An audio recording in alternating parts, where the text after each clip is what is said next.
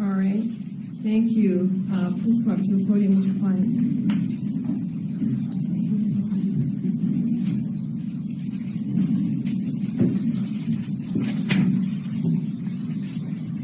Sir, please raise your right hand. Do you swear or affirm the testimony you're about to provide will be the truth, whole truth, and nothing but the truth under penalty of perjury?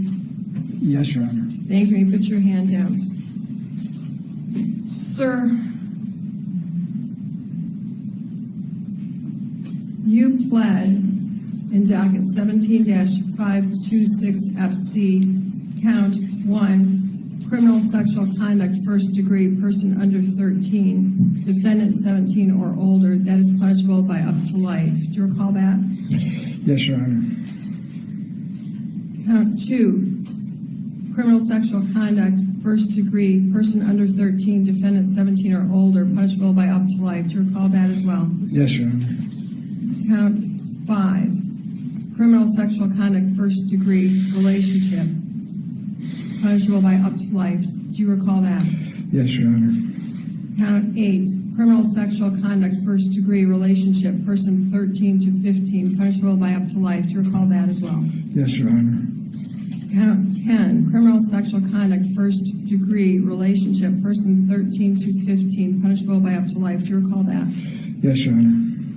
Count 18, criminal sexual conduct, first degree, relationship, person 13 to 15, punishable by up to life. Do you recall that? Yes, Your Honor. Yes, Your Honor. Count 24, criminal sexual conduct, first degree, person under 13, punishable by up to life. Do you recall that? Yes, Your Honor. And you understand that you are here for sentencing today? Yes, Your Honor. And you've had enough time to discuss any sentencing issues you have with your attorneys, is that correct? Yes, Your Honor. Thank you. Have both counsel and defendant had an opportunity to read the pre-sentence investigation report on behalf of the people? We have, Your Honor, yes. On behalf of defendant? We have, Your Honor. Sir, have you gone over the pre-sentence investigation report with your attorneys? Yes, Your Honor. All right, thank you. On behalf of the people, any corrections, additions, deletions? There are no additions or corrections to the code for purpose after. On behalf of defendant? Your Honor, we have no additions, corrections, or deletions. Thank you, and as to the scoring of the guidelines, any corrections on behalf of the people? Judge, I believe that we have stipulated that the accurate scoring of the guidelines should be 108 to 188 months. I do have that, but as to any of the PRVs or OVs, those are correct? Yes, Your Honor. All right, you all agree? Yes, Your Honor. Yes, Your Honor. Thank you. Your Honor, there's only one other thing in the report that we agreed needed to be fixed. It's not with respect to the substance of the report. There's a line in there about consecutive sentencing, and pursuant to Michigan law, there is actually not consecutive sentencing available in this case. And Ms. Povolitis and I have talked about it. I believe we stipulate that that's correct. I have concurrent sentence listed as yes on the sentencing guideline sheet. Is it incorrect somewhere in the report? Yes, they wrote in the report somewhere else that it was possible to do consecutive sentencing. I don't believe they've recommended it, but I think it's important we just have the report look correct. And what page is that on, counsel? I am trying to find it, I'm sorry. It's usually in the evaluation and plan. Okay, it's on, oh, I'm sorry. It's correct now. It just says the people shall not object to concurrent sentencing. I think there was another spot. I believe it was amended. We've been in conversations with this later, and the previous version didn't have. Okay. I apologize, Your Honor. I thought that it was still in there. No, it's always better to be safe. I do have under evaluation and plan in paragraph 3, negatively speaking, defendant was recently sentenced to, in federal court, to 20 years prison consecutively. The word appears there. Doesn't appear that there's any other. In regards to the federal case, this docket shall run consecutive, as outlined in the federal court sentencing. That's all correct, Your Honor. Right. It was the, it must have been a previous report that I had reviewed and talked to Ms. Povolitis about. All right, looks like everything is in order as I scan. All right, thank you. Eric, just briefly, a review of the pre-sentence report, I think we just got a copy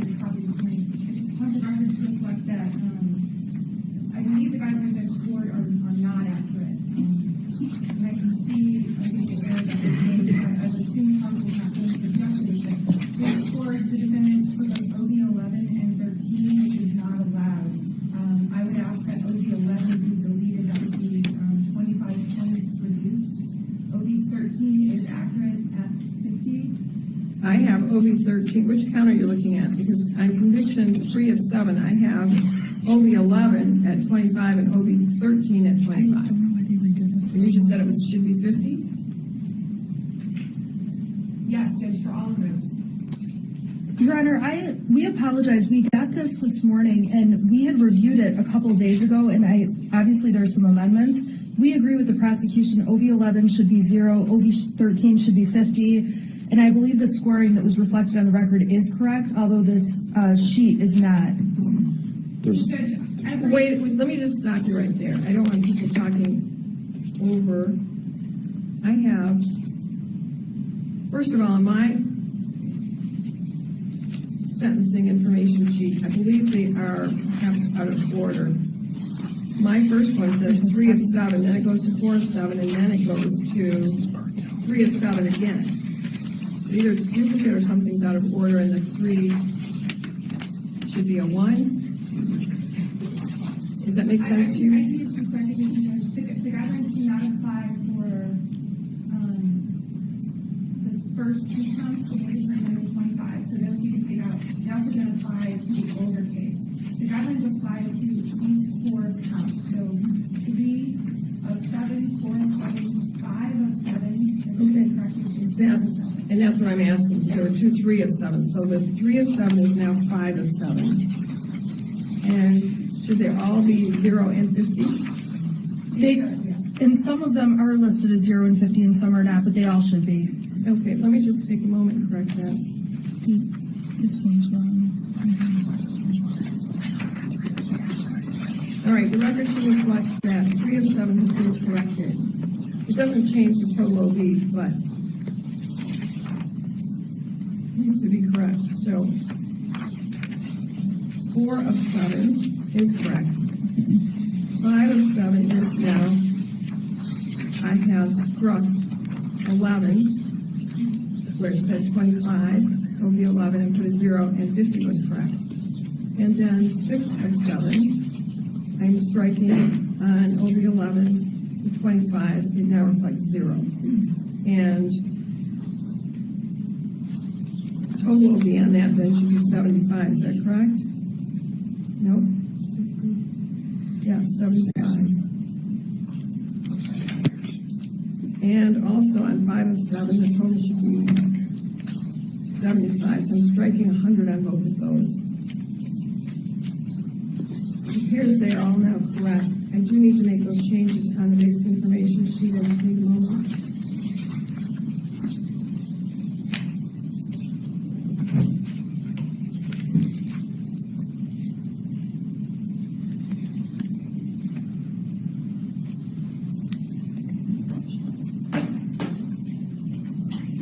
The basic information sheet, I'm changing the OV total from 100 to 75 on the last 2 counts. And then, Your Honor, on the last 2 counts, I believe the guideline minimum range also needs to be changed to reflect 108 to 180. Yes, 108 to 180.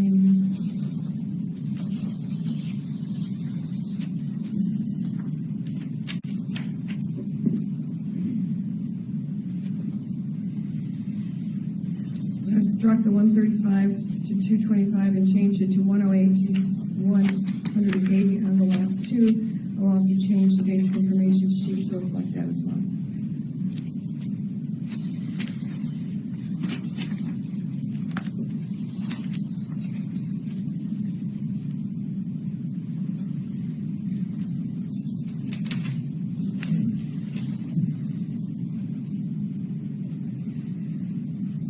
All right, any other corrections, additions, deletions? No, Your Honor. All right. At this time, are there victims who wish to speak? There are none. All right. Mr. Nassar, I am going to ask that you and one of your attorneys be seated in the witness stand for the convenience of the witnesses so they don't have to keep turning around.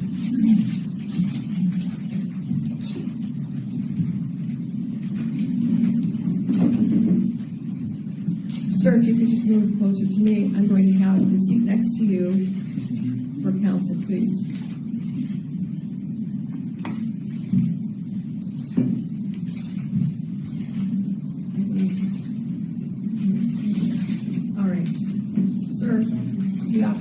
prefer that you two switch places. That's fine. All right.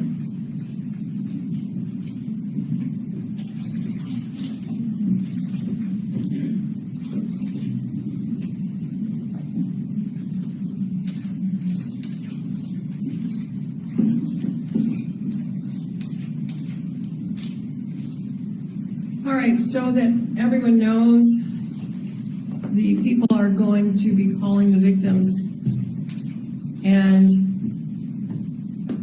if there's any need for a victim to not have their face shown or their voice, that will be an indication to me and the media that the cameras are down and or off or refocused. So depending on the situation, if there's any minor who wishes to speak, then I need their parent or guardian to tell me that's all right.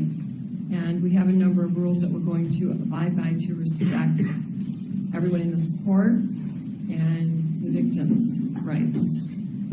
So at this time, do you have any other comment you wish to say? Nope. I think I've covered it? Yes, thank you. All right, thank you. So at this time, we will have our first victim. Yes. Judge, the first victim will be publicly identified, and her name is Miss Kyle Stevens. She has asked for 2 support persons. I will be standing in support of her, as will her mother. Thank you.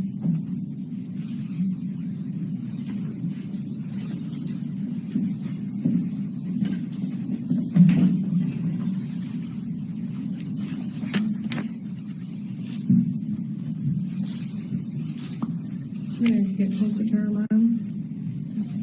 Yeah. All right. Thank you. Judge, if I may, she has provided me with a copy for both her court reporter and yourself. It was not part of our original paper. Okay, so, all right, Ms. Stevens, please state and spell your name for the record. Kyle Stevens, Kylestephen's. Thank you so much for being here. What is it you would like the court to know? Is that an indication for me to start? Yes. Good morning. My name is Kyle Stevens. Up until this point, I've been known as Victim ZA, or family friend. I was the first to testify in this case, and wary of the attention that could come with that, I asked for complete anonymity. This process has been horrific, but surprisingly therapeutic. I'm addressing you publicly today as a final step and statement to myself that I have nothing to be ashamed of. I met Larry Nassar when I was somewhere around the age of 5 years old. My parents had become close friends with Larry and his wife Stephanie.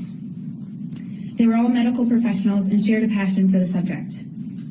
Most Sundays, Stephanie and my mother would cook dinner together for both families.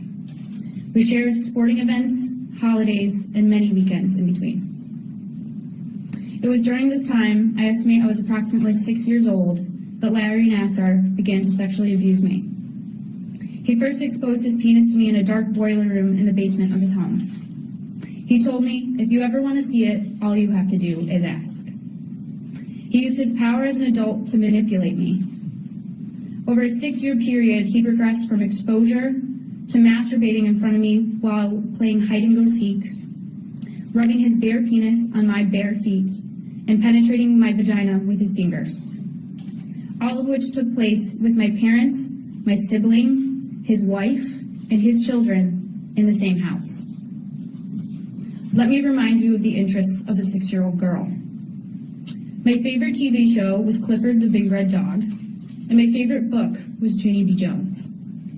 I could not do a multiplication problem, and still had not lost all my baby teeth.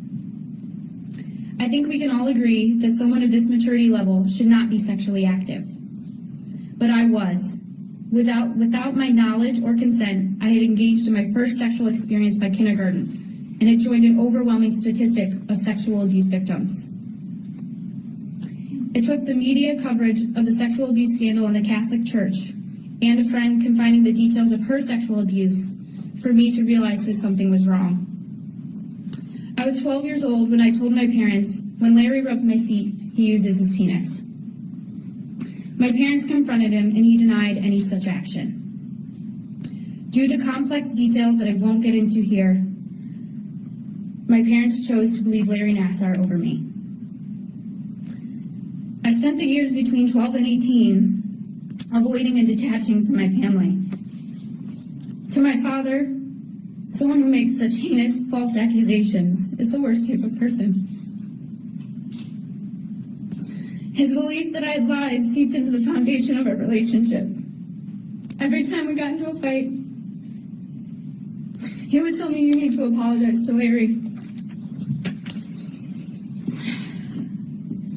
I learned to ask for very little, as I wanted my parents to know that I didn't need them, just as I felt they didn't want me. It wasn't until I was about to leave for college, when my father again pulled the "You need to apologize" card, that I took another chance at clearing my name.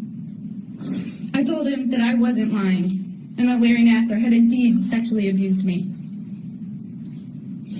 Larry Nassar's actions had already caused me significant anguish, but I hurt worse as I watched my father realize what he had put me through. My father and I did our best to patch up our tattered relationship before he committed suicide in 2016. Admittedly, my father was experiencing debilitating health issues. But had he not had to bear the shame and self-loathing that stemmed from his defense of Larry Nassar, I believe he would have had a fighting chance for his life. Larry Nassar wedged himself between myself and my family and used his leverage as my parents' trusted friend to pry us apart until we fractured. And fracture we did. My relationship with my mother is still marbled with pain, anger, and resentment. And for a long time, I told people that I did not have a family. I think it is important to note my relationship with the Nassar family after I accused him at age 12. A year or two passed from the time that I made the accusation, and our families began to spend time together again. I was around 14 years old when Stephanie began pressuring me to babysit the Nassar's 3 children. I responded with dismissive answers for a lengthy period of time before relenting. It was at this point that I began to feel brainwashed. At home, I was a liar, and when I was at the Nassar's, either with my family or babysitting, it was as if I had never accused him. I felt I was losing my grip on reality. I started to question whether the abuse ever really happened. For my own sanity, I forced myself to walk through the abuse step by step, so I didn't forget that I was not a liar. It is to this that I credit my ability to recall the abuse so well throughout this process. As I continued to babysit for the Nassars, I started to become resolved to my purpose there. With 2 young girls in the home, I felt protective and that somehow my presence there would make a difference. For 7 years and several years into counseling, I cared for those children with all my heart. My detachment from my family forced me to search for grants, participate in post-traumatic studies, ask for sliding scales, and babysit for the Nassars to pay for my own counseling. When I look back now, I realize that my spirit was broken, lost, and confused. But then all I could think is that I needed to be there for those children in whatever way I could. It was not until I was 21 that I cut all ties with the Nassar family. The complex feelings of shame, disgust, and self-hatred brought me bouts of depression, anxiety, eating disorders, and other convulsive conditions. Sometimes I think it's hard for people to translate these generic terms into reality. For me, it was a girl crying on the floor for hours, trying not to rip out too much of her hair. For me, it was a girl wanting the pain to stop so badly that she woke up for months to the thought, I want to die. For me, it was a girl getting out her gun and laying it on the bed just to remind herself that she has control over her own life. For me, it was a girl that spent so much time trying to fix herself that she forgot what she actually enjoys doing. Sexual abuse is so much more than a disturbing physical act. It changes the trajectory of a victim's life, and that is something that no one has the right to do. Your Honor, with your permission, I would now like to address the defendant. You may. After my parents confronted you, they brought you back to my house to speak with me. Sitting on my living room couch, I listened to you tell me, no one should ever do that, and if they do, you should tell someone. Well, Larry, I'm here, not to tell someone, but to tell everyone. You convinced my parents that I was a liar, that you didn't strategically place lotion in the basement so you could beat your penis in my face while I hid. But I still get sick at the smell of that lotion. You convinced my parents that you didn't pull my feet into your lap, unzip your pants, and rub your erect penis against my bare skin. But I still flinch when my feet are near someone's lap. You convinced my parents that you didn't stick your fingers in my adolescent vagina. But I knew when it was time to use my first tampon, not to worry, because my hymen wasn't intact. You used my body for 6 years for your own sexual gratification. That is unforgivable. I've been coming for you for a long time. I've told counselors your name in hopes that they would report you. I have reported you to Child Protective Services twice. I gave a testament to get your medical license revoked. You were first arrested on my charges. And now, as the only non-medical victim to come forward, I testify to let the world know that you are a repulsive liar and that those treatments were pathetically veiled sexual abuse. Perhaps you have figured it out by now, but little girls don't stay little forever. They grow into strong women that return to destroy your world.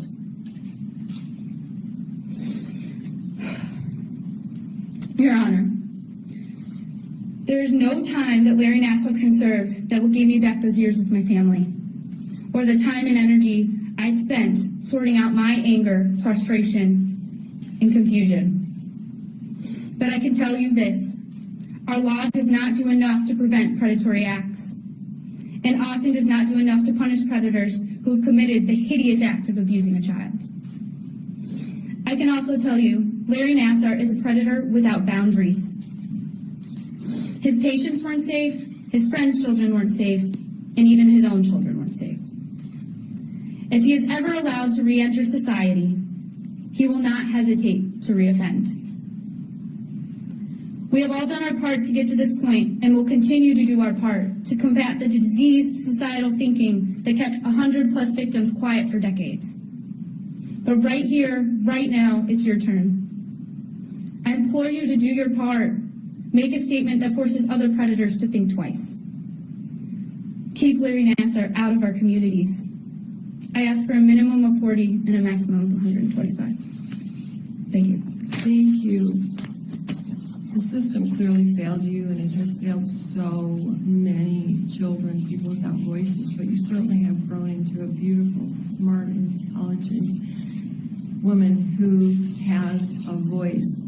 This voice that you have just let out publicly will have that rippling effect to change legislation, to change the lives of children who are being abused, to speak up like you. What's so important is that you weren't sure what was going on, but you kept questioning, and when you heard other voices, you knew it was wrong. And it's so important what you've just said to all those children and helpless people. And it is a shame you're not alone, that your family didn't listen, that they trust the abuser. But you as a small child had nothing to gain, nothing, by complaining. And still your voice went unheard. I promise you, it's not unheard now. Thank you. I have one question for you. Mm-hmm. Are you seeking restitution from Larry Nassar? No. We can leave it open. Do you understand what restitution is? Restitution makes you whole. And I know that you need counseling. You've paid for your own counseling. So it's something that I can order to make you financially whole. I understand you may never fully feel whole, but I think you're on your way to healing. But for those needs that you might have, I certainly can order restitution. I don't know anything about the civil case. I've kept myself away from other things that would affect us. I don't know if you're part of that or not. I don't know if that case will live or die. I don't know what the judgment may or may not be. There's no guarantees with that. Restitution, there is a guarantee that if for some reason he has money, earns money, inherits money, whatever, it goes to the victims first. So if that's something you would like, I can leave it open so you can think about it. I'm not interested in any money that would take anything from his children, so no thank you. Okay? Thank you very much.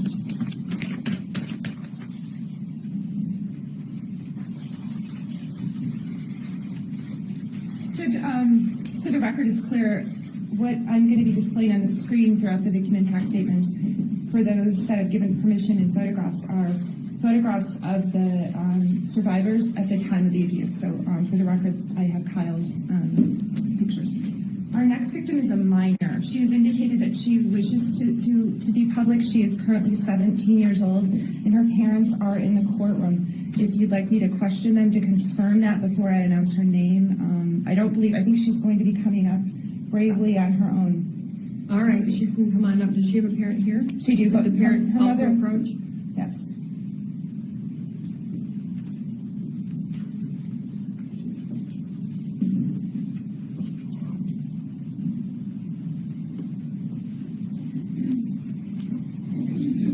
All right.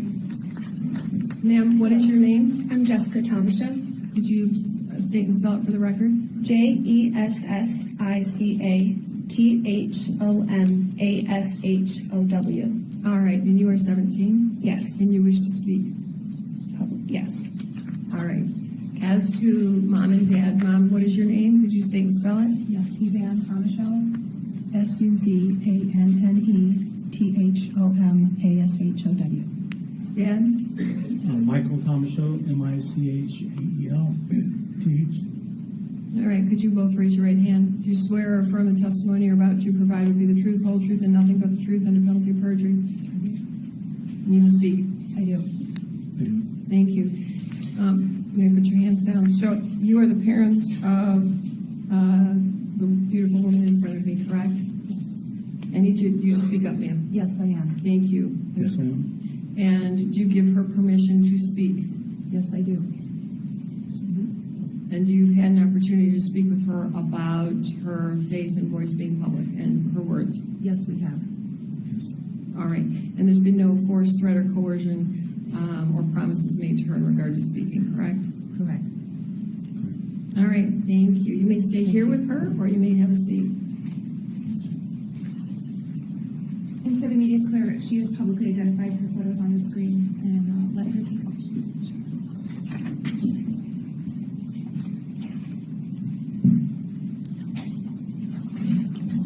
All right.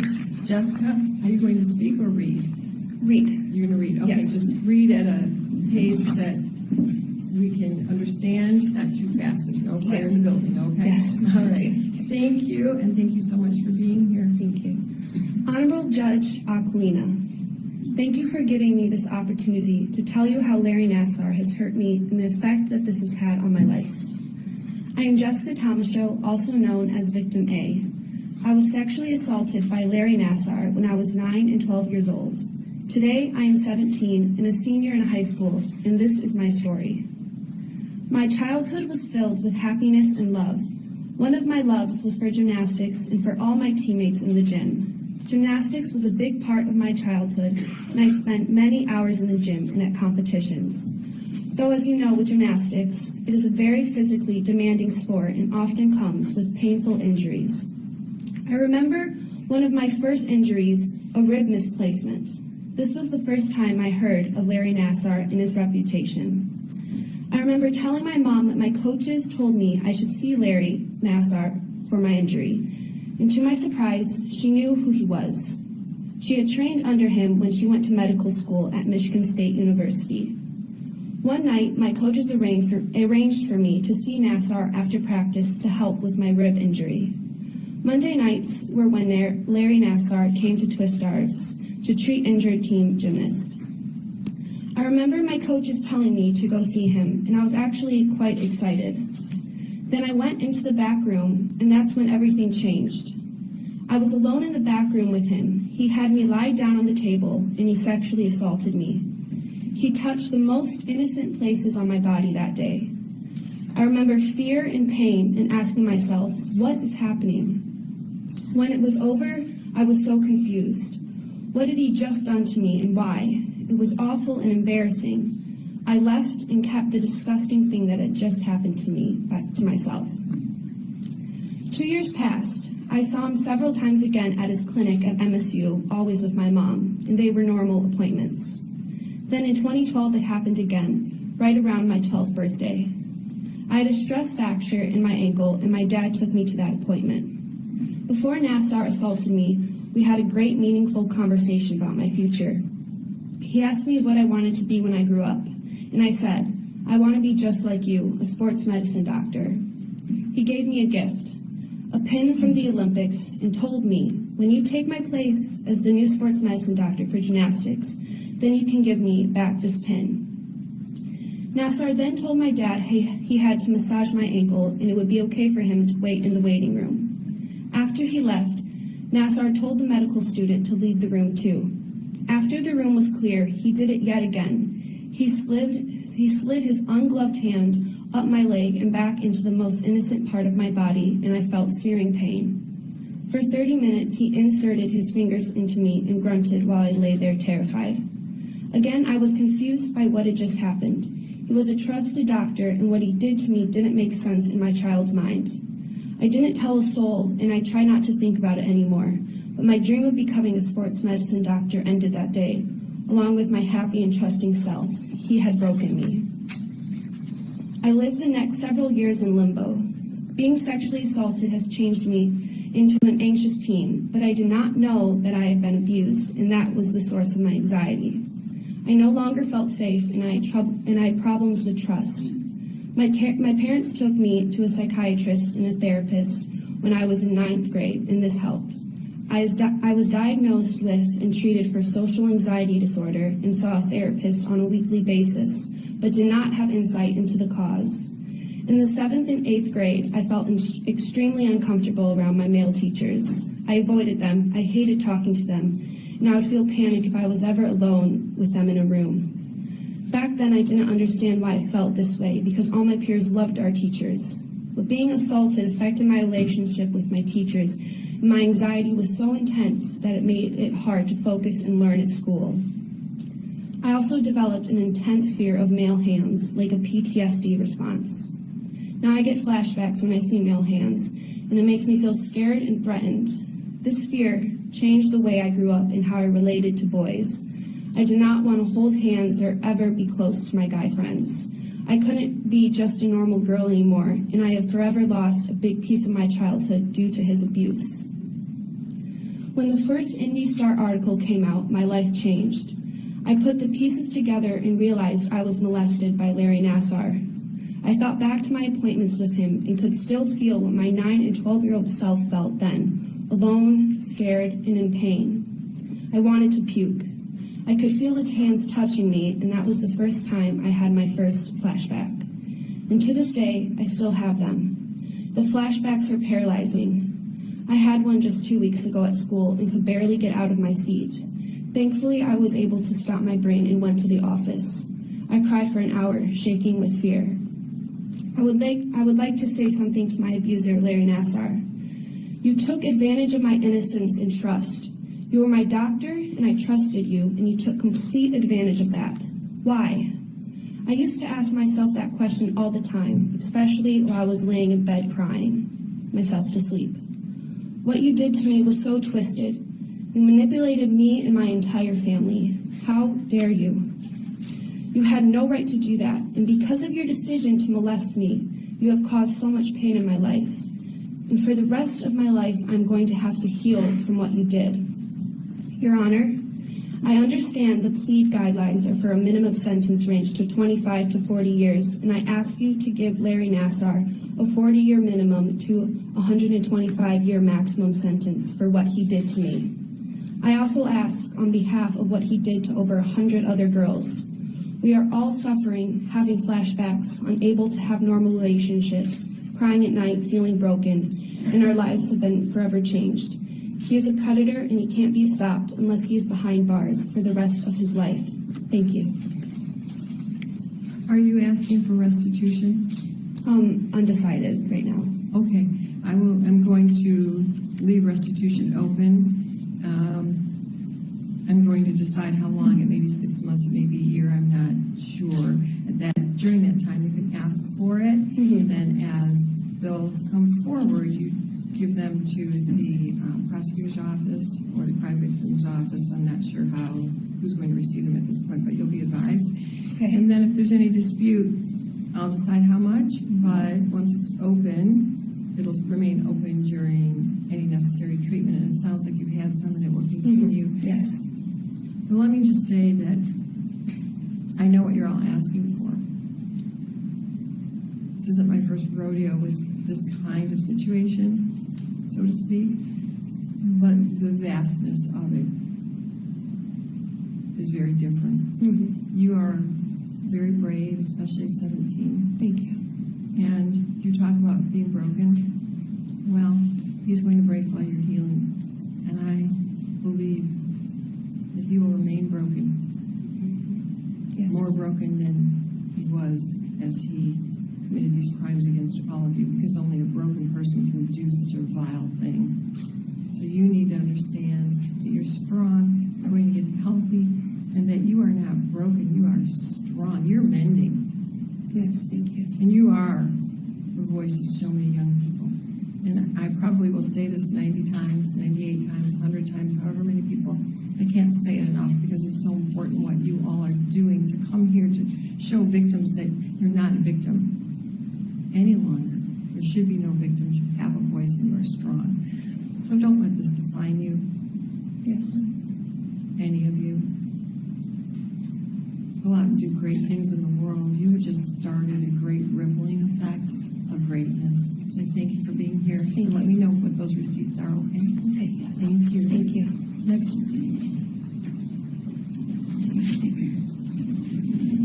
Just for the record, I know that Jessica's mother wrote a victim impact statement, and I believe that's in the binder that we presented. It is. Her sister will also be speaking tomorrow, and I know her mother also presented a statement on that, so I'll remind you of that. Okay.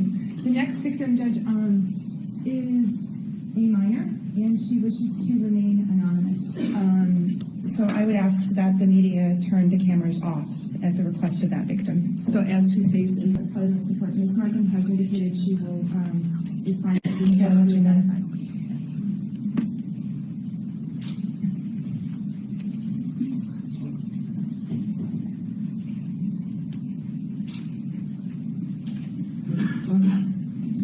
Thank you. And you are the mother? I'm the mother of Chelsea Markham.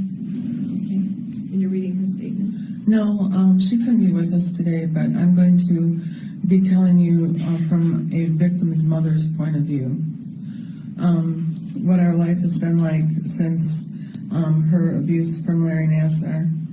But I first want to tell you that my daughter was adopted from South Korea, and I got a call from our social worker that wanted to know if we would be willing to take a baby that had some medical issues in August of 1985, and we said yes. And at that time, we picked her up at the airport, and she had a fractured skull, and both of her ears were damaged.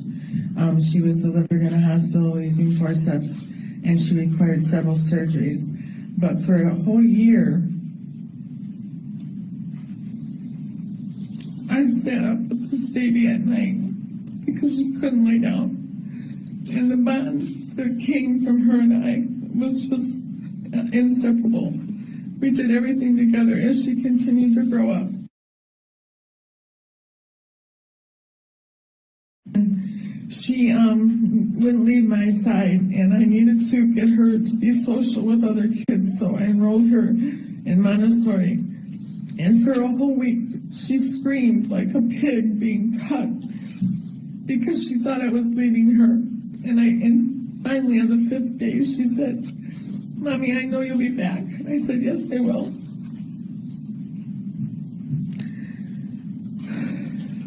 I'm sorry.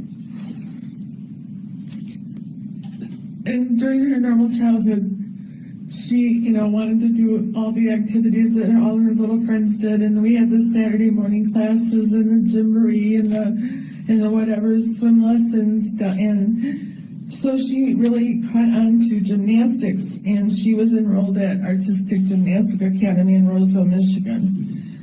And her Saturday morning hour classes turned into several times a week, and then the coaches asked her if she would like to join team. And I said, well, it's going to be her decision, but she needed to understand the requirements, and that she needed to understand the commitment of what it meant and the dedication. And she said, yes, this is what she wanted to do. Well, that became 5 days a week, sometimes 6, and she went to team really quick because she was really good. However, she took a fall off of the beam, and she injured her lower back. And I asked our coach, I said, who should we go see? And at this time, she was 10 years old. And so, and this was in 1995. And so they said, they referred us to Larry Nassar. And I said, okay, well, at the time we really didn't know, much about him other than his medical reputation. So we went to see him, and we traveled all the way from the east side of Michigan to Lansing, several times a month for treatment. The last time that we went to treatment, she was at that time 12 years old.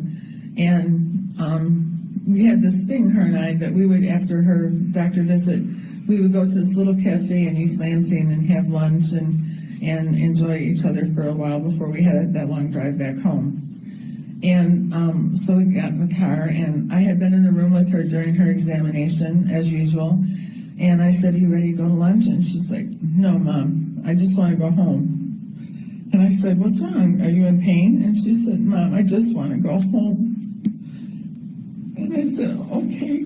So we got in the car, and I said, and she started bawling. And I said, Chelsea, tell me what's wrong. And she said, Mom, he put his fingers in me, and they weren't gloved. And I said, Chelsea, I was right there in the room. And she goes, you couldn't see what was going on, Mom. And she said, he hurt me.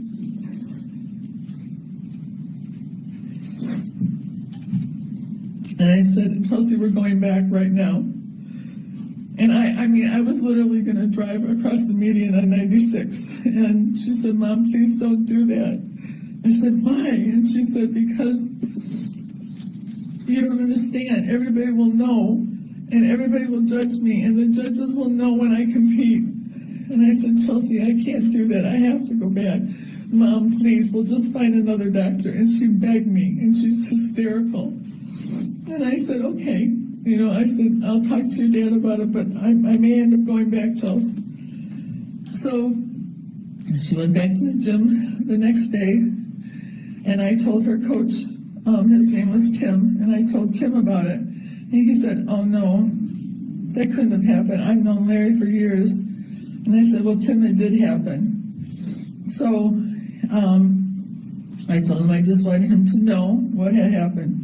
So when I went up into the balcony and was sitting with the rest of the moms, I said, did any of your girls see Larry Nassar for treatment? And a couple of them said yes. And they said, I said, did they ever say anything about unusual behavior on his part? And they said, no. They gave me this look, and I'm like, you're lying to me. But anyways, that was neither here nor there at the time, because they weren't going to say anything. So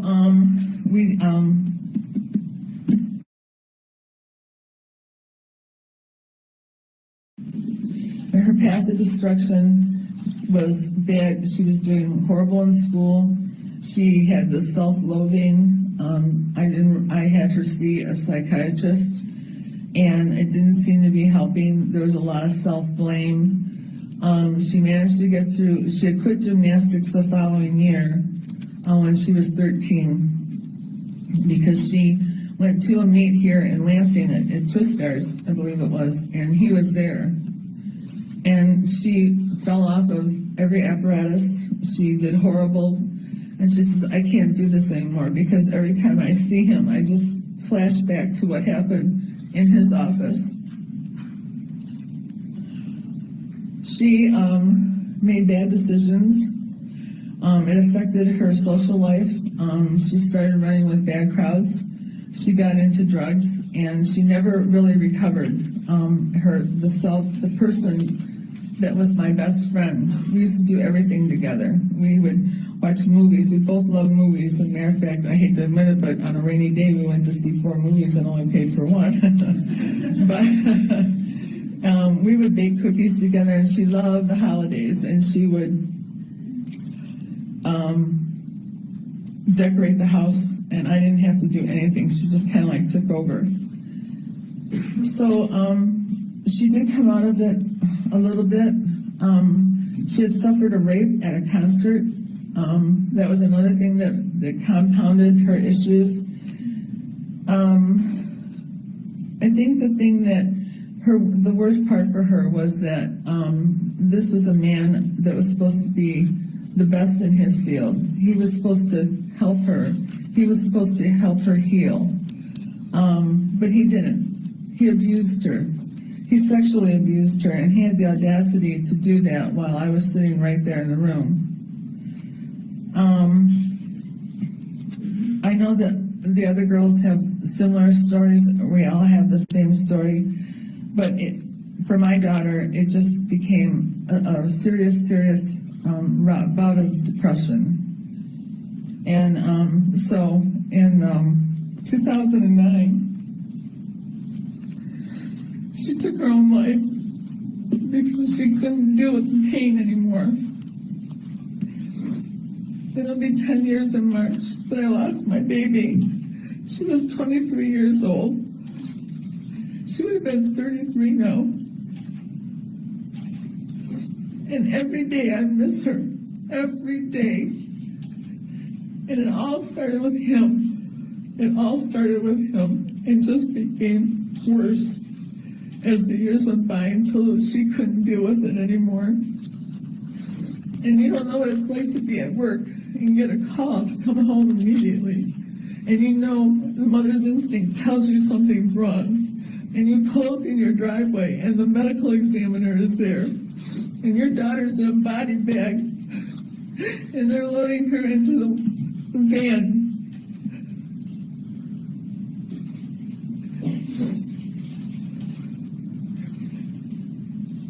It has destroyed our family. We used to be so close. My husband and I went through 4 years of intense therapy trying to deal with all this until I could finally accept the fact that this was not my fault. It was the fault of Larry Nassar that started all this with my daughter. And as you can see, she turned into a beautiful young lady who was really, really sick. And that's my story for her. Ma'am, I am so very sorry for the loss of your beautiful daughter. I know she's with you now. I'm proud of your words on her behalf.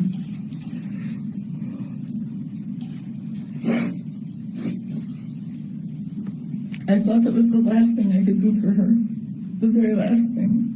Nothing more. And you did it so very well. Suicide is never the answer, but trying to escape something like what your daughter went through was difficult. I know that you tried, and she knows that you tried, but some things can't be undone, and that's why we're here. Someday you'll be reunited with your beautiful daughter. I'm sure she will thank you, but I'm sure she is hugging you right now. I hope so. I can see it, ma'am. So thank you very much for being here. Thank you, Your Honor. Thank you.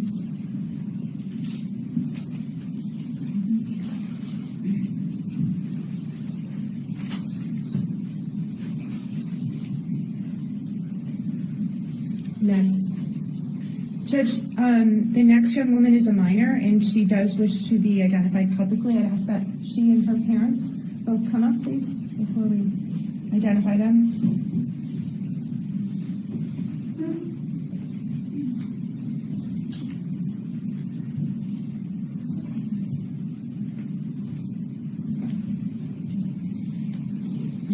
Let me address the parents first. Please raise your right hands. Do you swear or affirm the testimony you're about to provide will be the truth, whole truth, and nothing but the truth and the penalty of perjury? Yes, Your Honor. Thank you. Please state and spell your name for the record. My first name is Christine, C-H-R-I-S-T-I-N-E. Last name Capua, C-A-P-U-A. Thank you. Tim, T-I-M, C-A-P-U-A. Thank you. And you are the mother of this beautiful young woman? Yes. All right, thank you. And you're the father? Yes, ma'am. All right.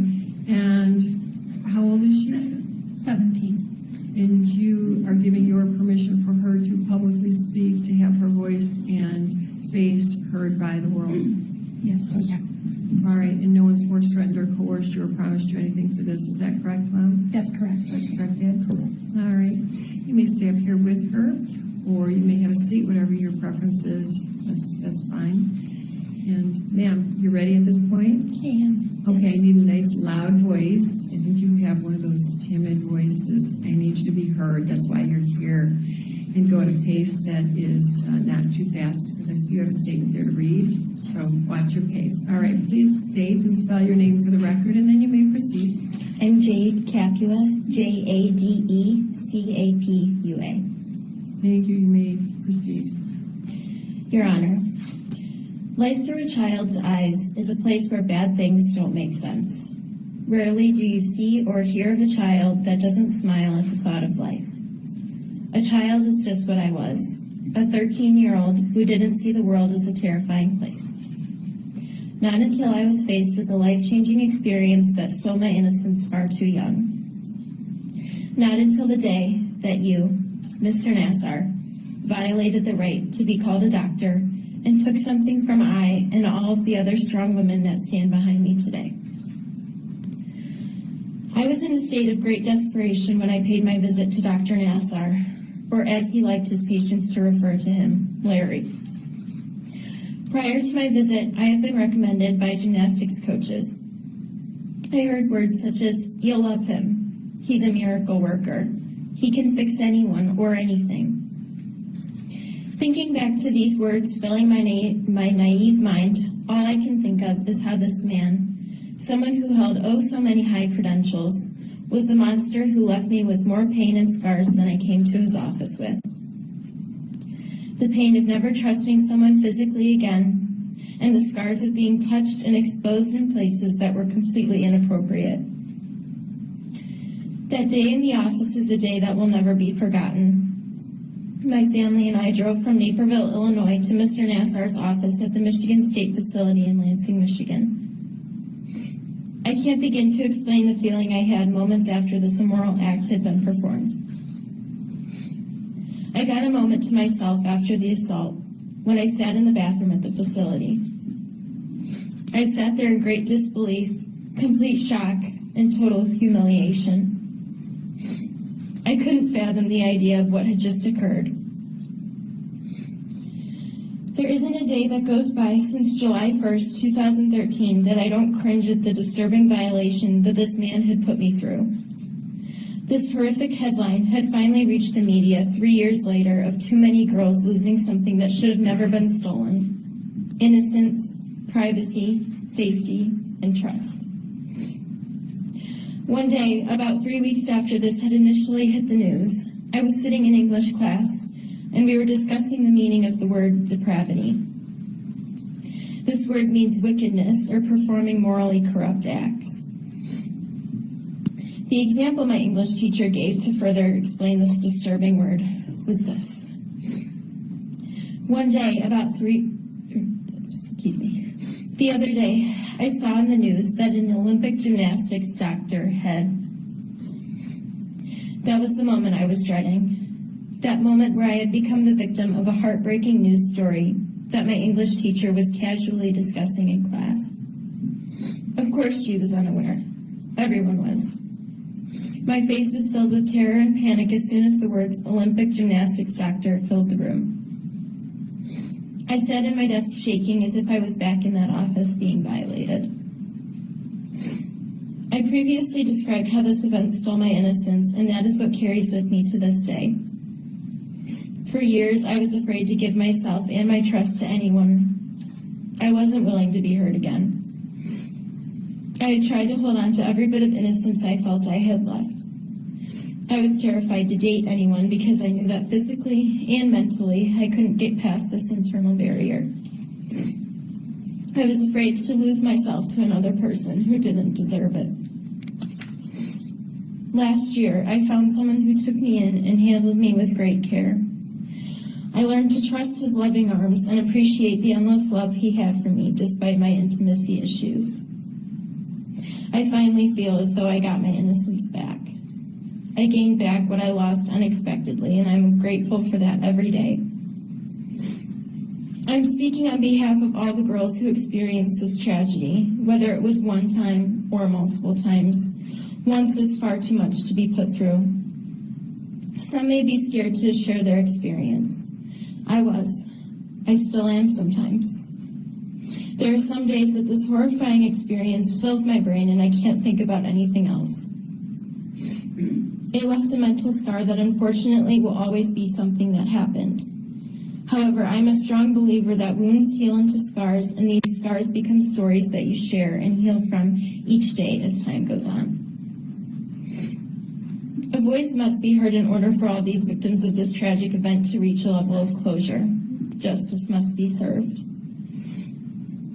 I'm speaking to all the parents out there, including my own, who could have been in the very room that this event happened, but was manipulated into believing that Mr. Nassar was healing us, as any normal doctor is supposed to do. You are not to blame. I can tell you that the thought of, well, if my parents would have just done, has never crossed my brain, and I can speak on behalf of other daughters that experienced this as well. To all the significant others of these girls, nothing means more to them than the way you love them and show them how to love themselves. That is only going to help us heal. So thank you to both parents and significant others for going through these horrifying events with us and being there as a shoulder to cry on or a hand to squeeze tight.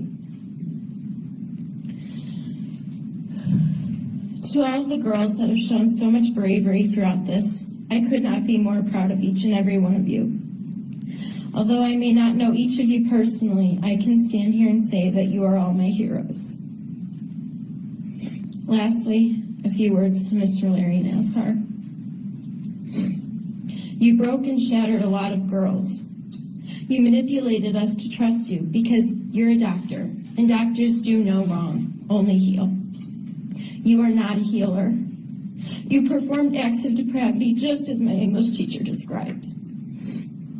You are also the one that must face what you have done for the rest of your life. I am no longer broken by you. Every day I grow a new strength and look into the mirror to see a strong, unbreakable person. Nothing will ever take away what you have done to me or to the others that stand behind me. However, we can walk free and radiate the strength that we have gained from your horrific acts, something you will never be able to do. Although I no longer see the world through a child's eyes, I have become this powerful individual that is taking this opportunity to speak for what I believe in. I am not the only one who suffered from these acts, and I know that this is not an easy thing to hear. The fact of the matter is that it doesn't matter if this topic is uncomfortable to listen to or discuss. It is something that happened and needs to be addressed. I am hopeful that this letter not only speaks to those in this room or those involved with this case, but to anyone who hears of these headlines. These acts were completely immoral and horrific, and I am confident that Mr. Nassar will get what he deserves. In the meantime, I hope that the effects that this tragedy has had on young girls is strong enough to make a change. Initially, when I was asked if I wanted to remain anonymous when I read my letter today, I immediately thought yes.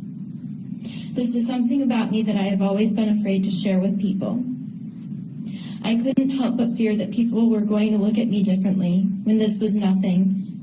This was something that I did not ask to happen to me.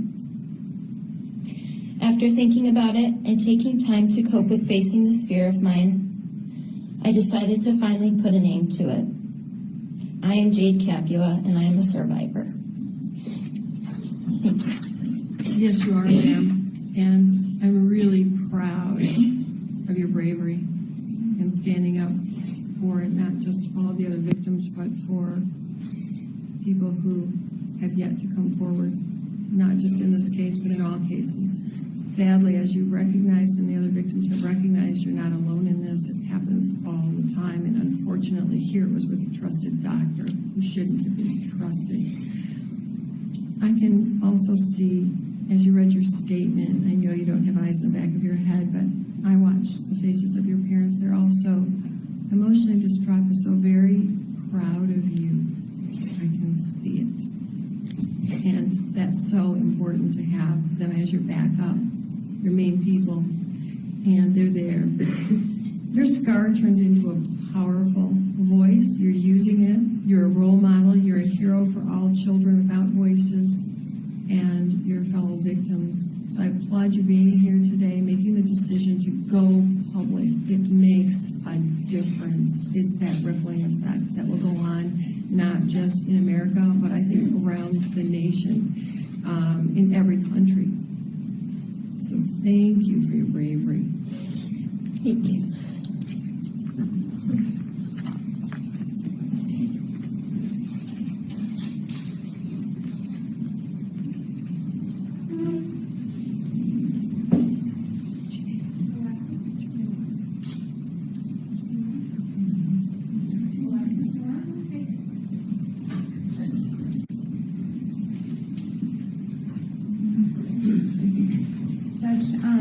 The next speaker will be Alexis Moore, and she is an adult, and she has decided to be publicly identified as well. Thank you. Please state and spell your name for the record. Alexis Moore, Alexis, Moore, Moore. Thank you. You may proceed. December 16th, 2016. I woke up from a nightmare, sweating yet chilled to the core. I knew. After months of defending the mastermind, I knew I was one of them. That afternoon, thousands of graphic images were found on multiple computers and media devices. I still think about that intuition daily. For years, Mr. Nassar convinced me that he was the only person who could help me recover from multiple serious injuries. To me, he was like a knight in shining armor. But alas, that shine blinded me from the abuse. He betrayed my trust, took advantage of my youth, and sexually abused me hundreds of times. For this, I believe that Mr. Nassar deserves a maximum sentence for which his actions deserve. As a nation, we need to take control. Sexual offenders need to know that they cannot continue with the crimes they are committing, and that no matter how long it takes for a survivor to come forward, their crimes will be exposed and their actions will be admonished. Sexual assault and harassment should not be a part of our culture. Mr. Nassar should never be allowed to look at, talk to, or touch another young person again. I was the innocent 9-year-old with a broken pelvis that was willing to trust and allow the doctor to do anything to help it feel better. I had no reason not to. He treated a few of my cousins. He was friends with my mom and aunts. He had pictures of Olympians and thank you notes from floor to ceiling in the MSU Sports Medicine office. I gazed at them during every appointment. I knew the story behind many of the portraits. He shared them with me. I was the 18-year-old preparing to go away to college, apprehensive and just hoping my body would be able to withstand 4 more years of the sport that defined my life. 10 years of abuse and neglect. I don't like the word victim. Being a victim implies a desire for pity. I am a survivor, but more so, I am me. And those 10 years are a part of my story. They have helped to define who I am today. Today I am more guarded than I was a year ago. But I am also wiser and more aware. Today, it is my job to be an even better role model and mentor, and to be an advocate in saying that this does not define the sport of gymnastics or the medical profession.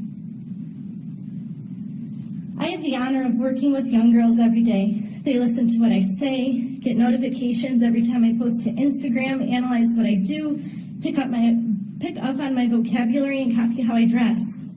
It is my job to teach them to be humble and kind, strong-willed and determined, gritty and confident. It is my job to teach these girls that they can be the most powerful, amazing, and influential humans if they so choose, and to help them realize that they have a voice and they have the ability to stand up for what they believe in. It is my job to ensure that every 9-year-old I work with knows that she has an amazing future ahead of her, and to ensure that every 18-year-old I know realizes that she has the power to define who she is, that no matter what she goes through, she will always have people in her corner, and she should have faith to help her get through it. It is not my job to point out the flaws in the system and what others could have done to protect my innocence. That truth will one day be exposed. But it is my job to make a difference and an impact on the world, and to help stop monster-like humans from abusing their power. I am working on forgiving you, Mr. Nassar. One day I will be able to, but I will never forget what you have done. I must ask you this. Are you remorseful for your actions and all of the lives that you have changed forever? Do you regret misusing your medical dominance? I could hear it in your voice that November day when you pled guilty. You are sorry for the pain that you have caused. You had the same sincerity as you told me the story of why you blame yourself for sweet Caroline's birth story, as you hugged me at your brother Mike's funeral, and all of those times you told me I just needed to rest and could not compete. Saying that you did nothing for me would be a lie. You helped to heal me, my fragile bones, that is. You shared your knowledge and gave me some invaluable advice. But you also abused your power and my trust in you, and that is not okay. My love for humanity is greater than the fear of the unknown. My voice is louder than my inner thoughts. My hope for change is more prevailing than my desire to ask, why me? Why was I the 9-year-old? This past year, I have had countless somber days and incredibly long, sleepless nights. I've clenched my jaw as I heard strangers wonder how he really did what he did, and turned the other way as I saw his face on the front page of the newspaper in the gas station. I have held back tears when friends asked how I was holding up. I have looked into my parents' hardened eyes, seeing their pain from now knowing that their only child was molested right in front of them in the same room. When no one is around, I have cried and sobbed, felt a rush of every emotion, and solidified my belief that I have the most amazing family and an incredible circle of friends. And I have had to think through and talk about the hundreds of appointments and Nassar home visits, and cringe at all of the times I should have said something about the improper treatments and oath-breaking moments. But I didn't, and I cannot look back anymore. I am determined to be more involved in making this world a better place. I can use my voice, my education, and my experiences to help stop females and males alike from not standing up for themselves and others. After all, darkness cannot drive out darkness. Only light can do that. Hate cannot drive out hate. Only love can do that. Thank you. Thank you very much for being here, for your words, for allowing the world to hear them. You certainly are that pillar of strength, that role model, that mentor. Such insight for such a young person. That's a gift. You've chosen to accept that gift and not let it destroy you, and I'm so proud of you and honored to know you. Thank you. And I hope that everyone you come in contact with recognizes what a privilege it is to know you. Thanks. Thank you for being here. At this time, we are going to take a 15-minute break.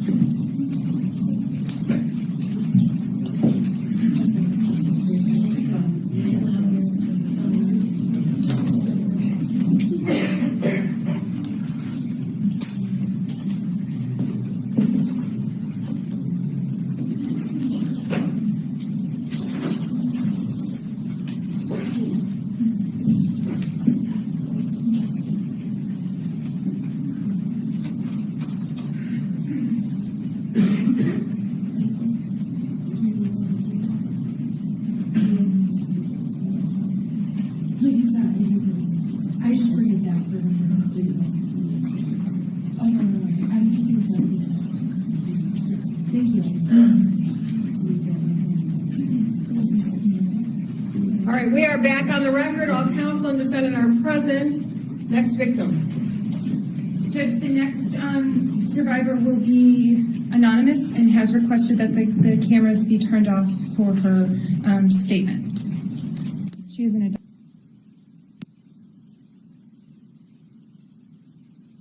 Please spell your name for the record. Okay, Amanda Cormier, AMANDACORMIER.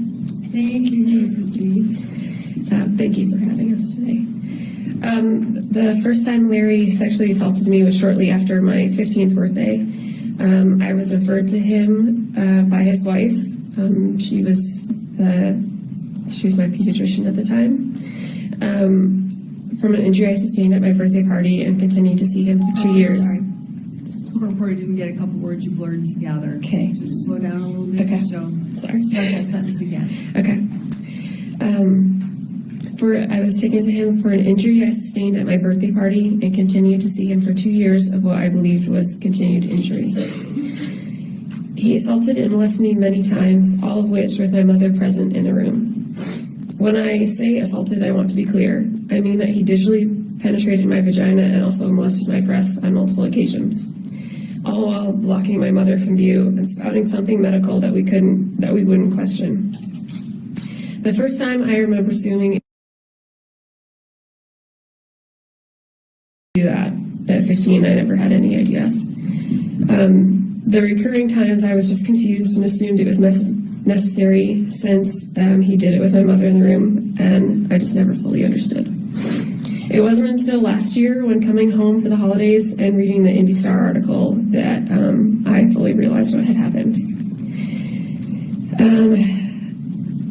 Through the entire time I was seeing him, I was told by multiple people in his office and in my pediatrician's office that he was the best and he would be my best shot at not being in pain anymore. So I assumed from there that anything that happened was medically necessary.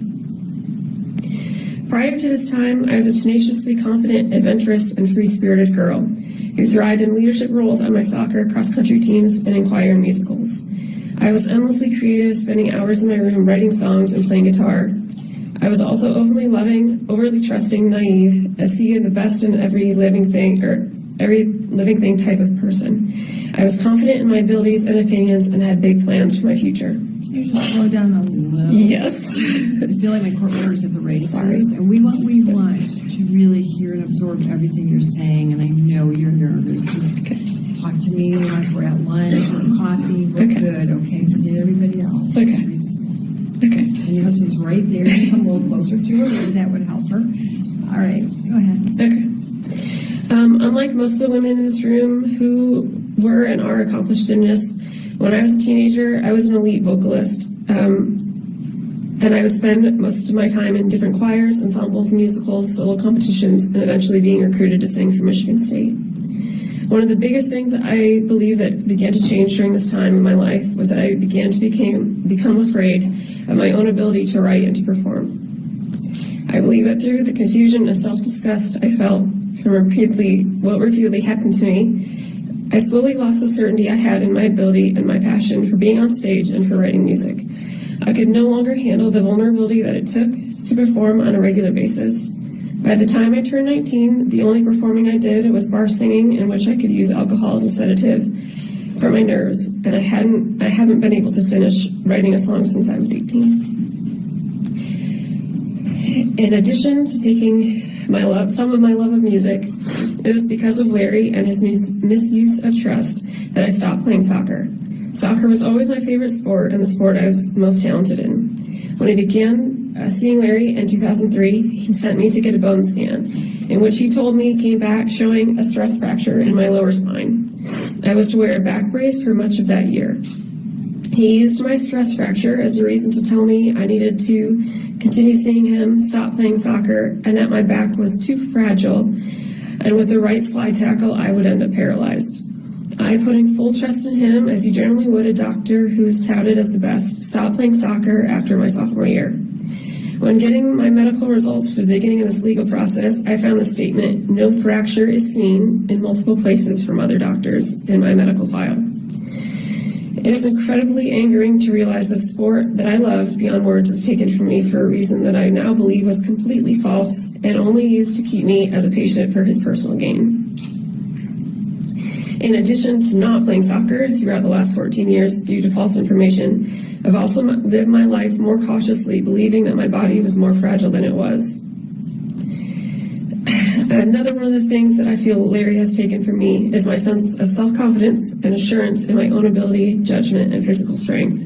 I've worked hard to accomplish many things throughout my life, but I've since struggled to be proud or share what I accomplished with others.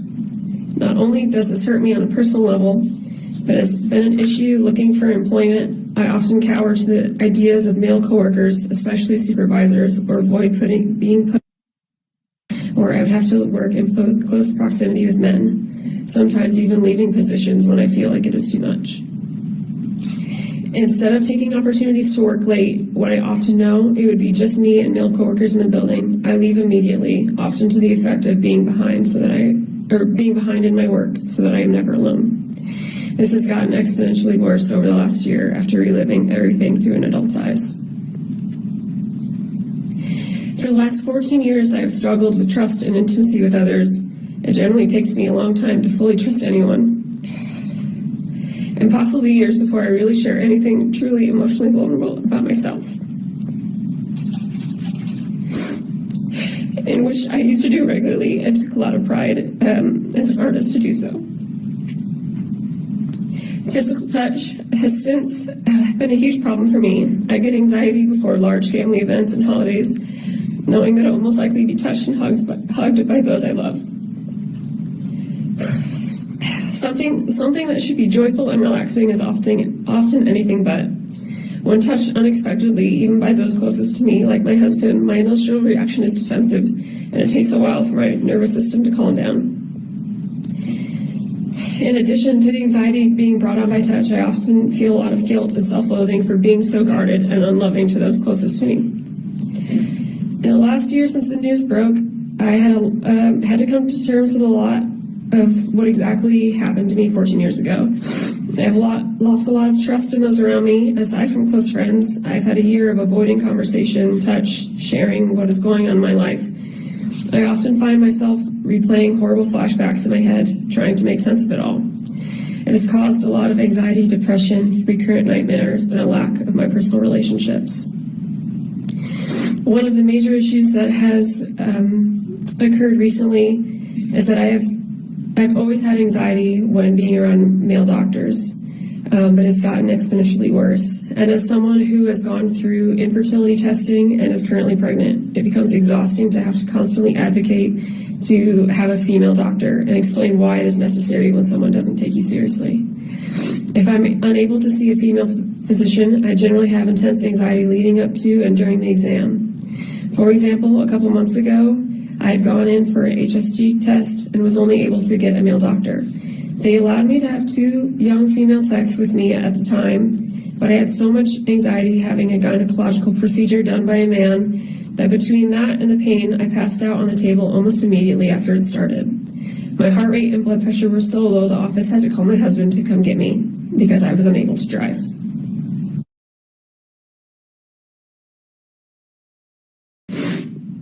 Overall, this trauma has caused me a great deal of depression, anxiety, recurrent nightmares, intimacy issues, loss of enjoyment in loved activities, issues at work, feelings of guilt, shame, low self-esteem and self-worth, and occasional suicidal thoughts. It has caused feelings of guilt and depression in my family members, especially my mother, who knows that has to deal with the pain that she was in the room at the time, and added unnecessary strain in my closest relationships. These things that happened to me in his office long ago were not short-lived uncomfortable moments. They were lifelong traumas that have changed the way I walk in the world. And if it's okay with you, I'd like to say something to Larry. In reference to something you said during your plea hearing, which I know other girls have referred to today. Although I understand that you have the right to give a statement in defense of yourself, please know that I did not buy for 1 second what you said. To me, it sounded like the same manipulative narrative that puts you in a sympathetic light that has allowed you to remain in a powerful position for far too long. I don't believe you have changed or have truly grasped the pain you have caused any of us. Also, I, as a Catholic like you, believe in forgiveness, but you will be getting none from me at this time. A year of saying the Rosary does not erase all the evil that you've done in my eyes, and I hope that in the States as well. This is between you and God. While you remain on this earth, I hope that you are continually reminded of the pain you have caused all of us, as we are constantly reminded in our daily interactions of our lives. We did not get to choose this trauma, but you did. My hope is that the women here, like myself, do continue to grow and heal and become stronger than ever before, but that will be because of our actions and our strength, not yours. I hope to take that strength to continue to work with vulnerable populations and have something come out of my vein. So, Your Honor, I ask that you impose the full 125-year sentence. I do not believe he should get to harm the lives of 100 plus women and girls and get to walk away with anything less than a year for each of us. He should have to truly come to terms with the amount of pain he caused the vulnerable children and young women who trusted him. Thank you. Seems to me, after this, you can finish writing. You found your voice. It's a strong, effective, brave voice. And you have a child coming. Maybe what you need to do is start and finish a lullaby and go from there, because you are now part of the voices, the survivors, no longer a victim, for not just the people here, but also those unborn. And your child is about to hopefully come into a new world where the changes that you and the other survivors want, are demanding, are requesting. And I think your voices are being heard by the legislators. I'm really proud of what you've done today. I can't make sense, and I know you have. In your statement you said, I think all of the victims, now survivors, have tried to make sense of what's happened, but it's really an unrightable wrong. But you can make change, and you are making changes, and I look forward to hearing the end of your song, Get Writing. I think it will be good therapy for you and your child and the rest of us to hear you sing and to know strongly in that voice that you are a tower of strength, and all survivors can be. Thank you. Thank you. Next. Judge, if I may, I do have that last impact statement copy for you. Thank you. I'm very much not a gymnast. Judge, the next survivor is Jennifer Bedford, and I believe her husband is here with her as well. And we're still working on the technical difficulties, so I think the computer restarted. All right, let's just wait a moment.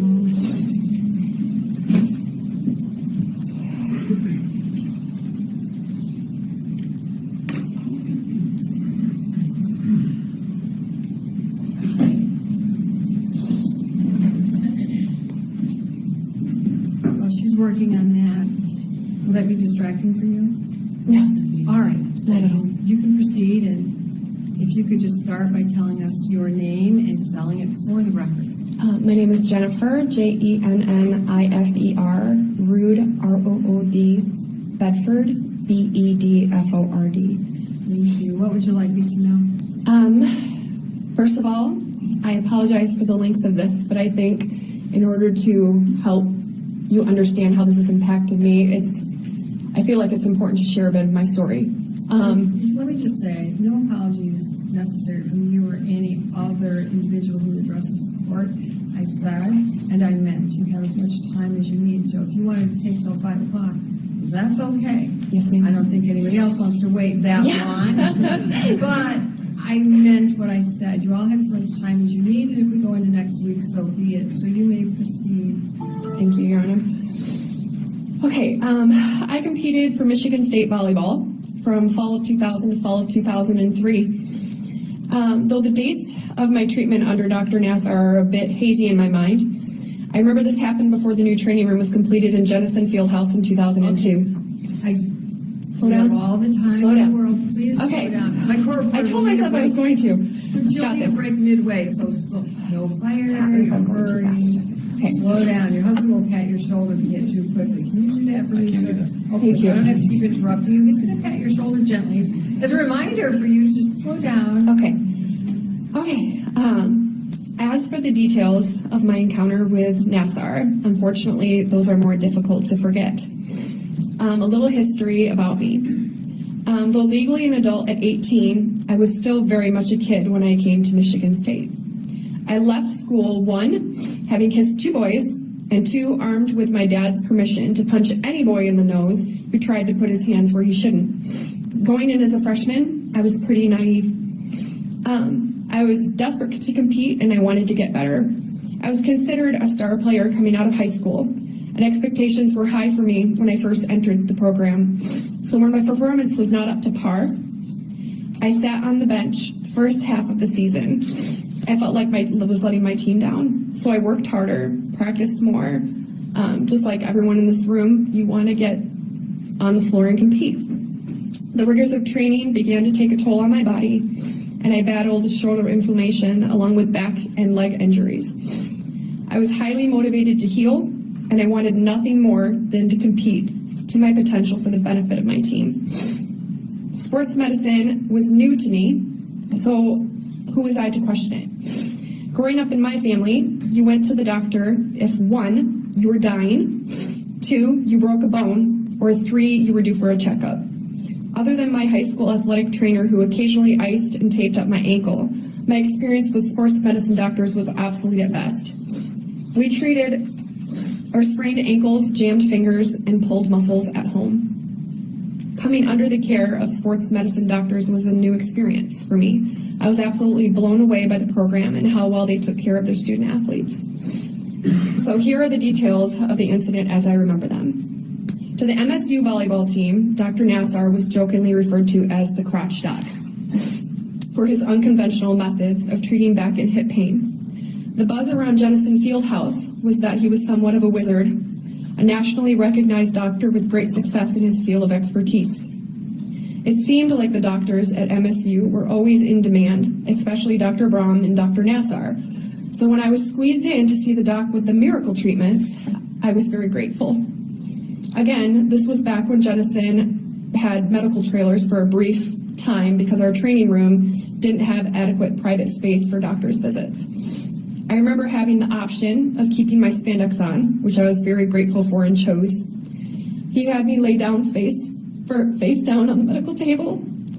When he started treatment, I remember him saying his treatment relied upon applying pressure to areas around the pelvis and that this was normal.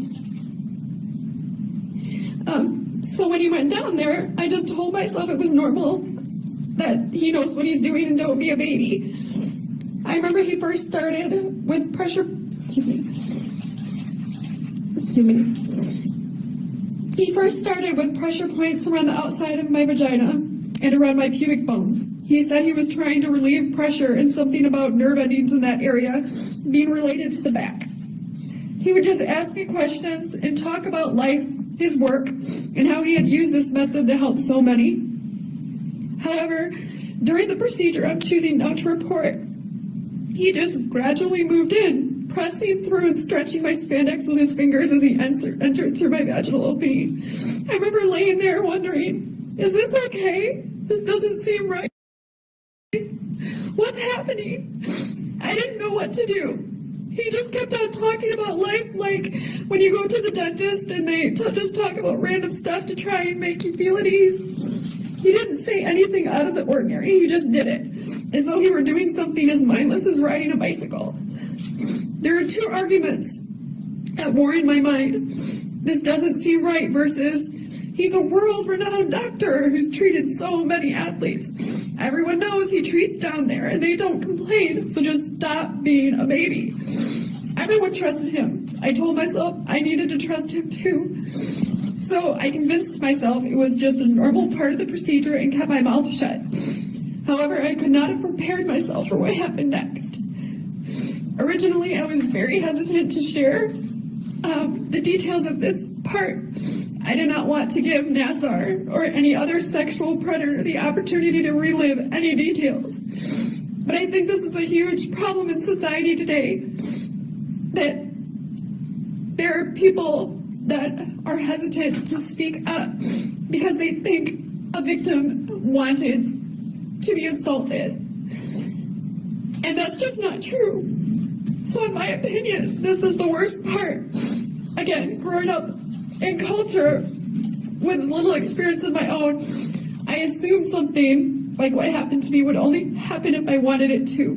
Now that I'm a grown woman with friends in the medical field, I know this is not true at all from a medical standpoint. But what I knew at the time was based on magazines, movies, culture, and other teens just joking about it.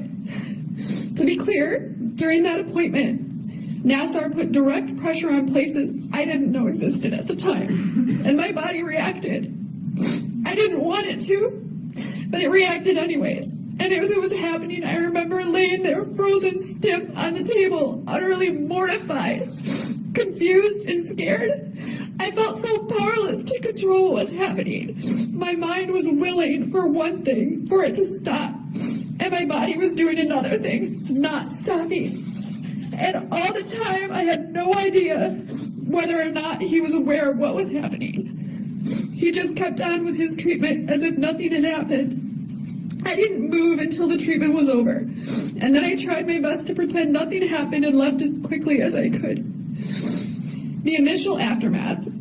In the aftermath, questions raced through my mind a mile a minute trying to make sense of it all. What just happened? Trying to desperately understand why I couldn't control what was happening to my body. Could my body really react that way if I didn't want it to? I thought that was impossible, but clearly it wasn't because it just happened. If it's not supposed to happen like that, what does that say about me? Was I sick or something? Did I need help? I felt like my body had just betrayed me, and I had built up such a wall of protection in my mind around Nassar that my first reaction was to question myself, to blame myself. I wanted to believe the best of people, but no matter how much I rationalized, he's a doctor. He's trying to help you.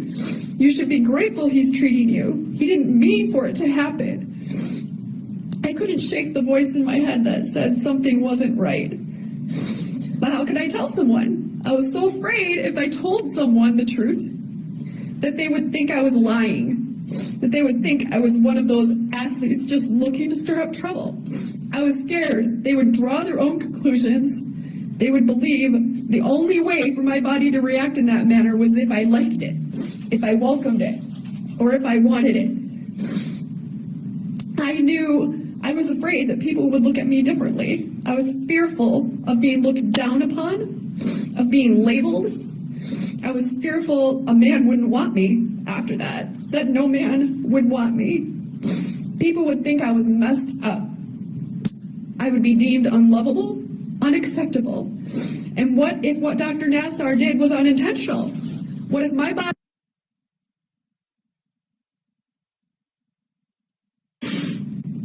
And I didn't know there was a spot inside your body that triggered that type of response.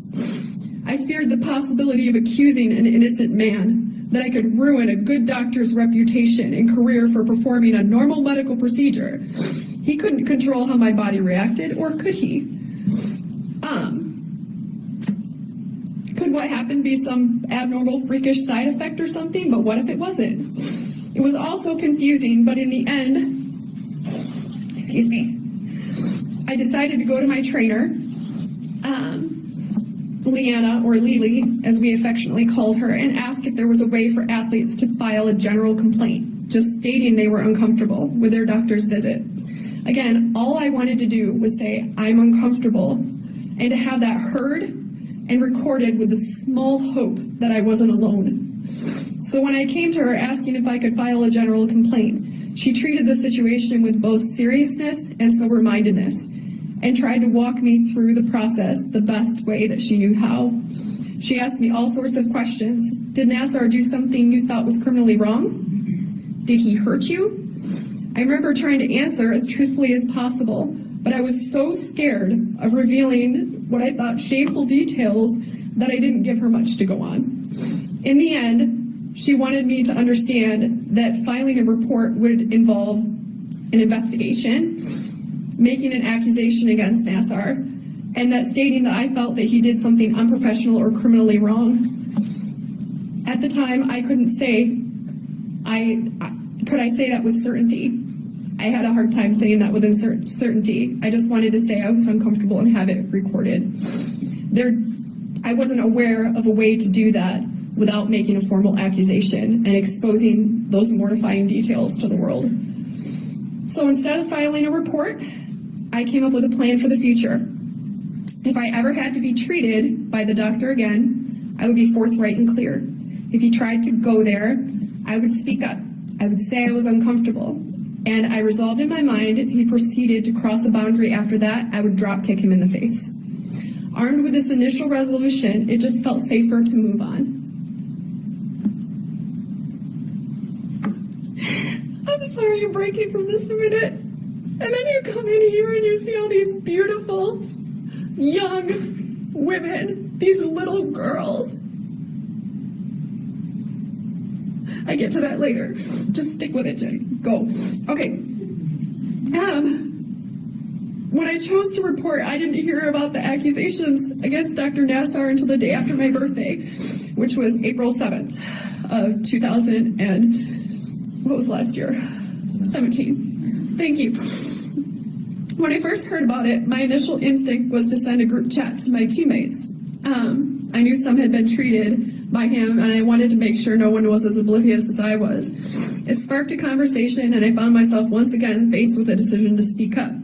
Memories began to resurface, and I found myself having to revisit the scenario once more again under different circumstances. With the sexual experience of a woman married nearly 12 years and armed with the realization far more athletes had similar experiences to my own, I now find it very hard to believe that Dr. Nassar, as a recognized medical professional, did not know those spots were there, and that he was unaware of the changes that were happening to me when I was lying face down on that medical table. So I called my church mentor, physical therapist at Botsford Hospital in Metro Detroit, and I began to painfully unearth and recollect the incident I had so decidedly buried years ago. She was the first person I ever told. Even armed with the knowledge I was not alone, I could barely muster enough courage to share the details of my encounter with Nassar. Gradually, over the period of a few days, I faced my fear, opened up to a select friends, family, and my team about the incident. The love and support I've received from them has been overwhelming, especially from my husband, who has been an unformidable rock of protection, love, and understanding through this process. If I were to put someone else in my shoes, I feel like I could easily understand her situation, her emotions, and reluctance to speak up. But it's a little more difficult when you are the one in those shoes. The past few weeks, so this was when I had initially made my report in May, so during that time period, and since, it's been a roller coaster of emotions. I constantly asked myself, did I have the power to stop him? Did I have the power? Could my voice have been the one that broke the chain of abuse and stopped him in his tracks? Even now, speaking the truth is admittedly difficult. It's vulnerable. People might still arrive at their own misguided conclusions, and I'm powerless to stop it. However, I'm convinced it's the right thing to do. Even though my case may be 101 out of 100 similar cases, I want to stand with all the women who came forward before me and after me, if just to say you're not alone. I'm speaking up for my loved ones, for my nieces, my nephews, my family, brothers, sisters, friends. I pray they would never find themselves in similar circumstances. But should that day come, I want them to be courageous, truthful, and to speak up without shame. I'm speaking simply to stand for truth and to face fear, and to refuse to give fear a foothold any longer. Since I gave my initial statement to Dr. Munford, detective, got you. Okay, simply getting all this on paper and preparing for this has been no small feat. The amount of energy and emotional toll required to process and digest all of it has been completely draining. I agonized for hours whether or not to speak in person, processing the potential repercussions and how my actions and decisions to speak up could affect loved ones around me, the opinions people have of me. I wish I could say this was it, that this crime would no longer affect me or my loved ones, that I could forgive once, find closure, and simply move on. I just want it to be over, but unfortunately, it's not that easy. The truth is that once the gavel comes down and the sentence is revealed, for me, the battle is not over. Memories remain, and a sense of uneasiness and uncertainty has been created from the choice to come forward, to stand, and to be counted. How does one gain victory over memories? You can battle memories, but you can't erase them. We try to keep them at arm's length, locked someplace outside the boundary of our daily lives. However, despite all our effort to squelch, bury, and forget, those memories remain, and they find a way to invade at the most inopportune times. They have no scruples, no manners or decorum. All it takes is one trigger to unlock the door, and those memories rush in like a flood, sometimes during even our most private and intimate moments. They rush in unwelcome with the ability to make us feel just as ashamed, just as embarrassed, small and powerless as we felt when the incident first happened. While I have hoped to find peace and gain quicker victory over the emotions that accompany those memories, fighting to remain at a place of peace will be a battle I fight for the rest of my life. Memories like that try to accuse you at every opportunity. During this season, this is my reality. By making a decision to speak, I must not only face the memories of those events, but unearth, revisit, and reassess all the details I so decidedly buried years ago. There were things I didn't understand, and things I made excuses for because, quite frankly, I was afraid. And processing it all has been both painful, damaging, liberating, and terrifying all at once. For the longest time, my story was hidden. No one could hurt or judge because no one knew. Now it feels, well, no, not that feels, everyone knows. Try to imagine yourself stripped naked, exposed to the world, standing in a room filled with people examining you, judging you. I kept my secret away for years because of fear. I imagined the worst thing that could happen, and the risk felt too great. I'm still convinced my decision to stand for truth, to silence shame, and to be counted is the right thing to do. But what I didn't anticipate was that this resolve to stand for truth would be challenged in my own mind every single time I chose to share my story. In trusting the truth to others, it's not without risk. You hear it over and over. It's a safe place. Safe? You want to believe that. But no matter which way you slice it, you're still standing there naked in the middle of a room, vulnerable, revealing some painful details to people who have both the power to heal and hurt, restore and ostracize, support and reject, or bully and blame, and you're powerless to control their reactions. Simply observe children out on a playground, and you'll learn very quickly human beings do not need a reason to be unkind. So if history dictates that a storm might be coming, and that people could be both unkind towards you and towards the loved ones that stand up for you, you brace for impact. And this is the tumultuous aftermath. It's paranoia and the fear of not being accepted. It's dealing with the swirling, raging, chaotic storm of thoughts and fears that accompany one's choice to be vulnerable, and being forced to face the uncertainty that comes from an unavoidable reality. What was hidden is no longer hidden, and because of that, circumstances in your life could be different than they were before. I didn't anticipate that I would second guess myself, that I would second guess my relationships, and even the thoughts of those closest to me. I found it's not difficult to imagine what people are thinking. Granted, saying, hey, I know what you must think before people have had a chance to express their opinion isn't exactly fair. But it's not difficult for my train of thought to go down that track. As a result of what's happened with Dr. Nassar, I need to fight harder to trust those close to me, and equally hard to make insignificant the opinions of those that would come against the truth of who I am. And that's a whole separate level, my own thoughts towards myself.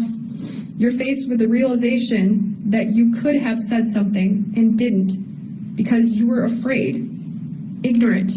Athletes, we're supposed to be brave, we're supposed to be strong, but you were a coward.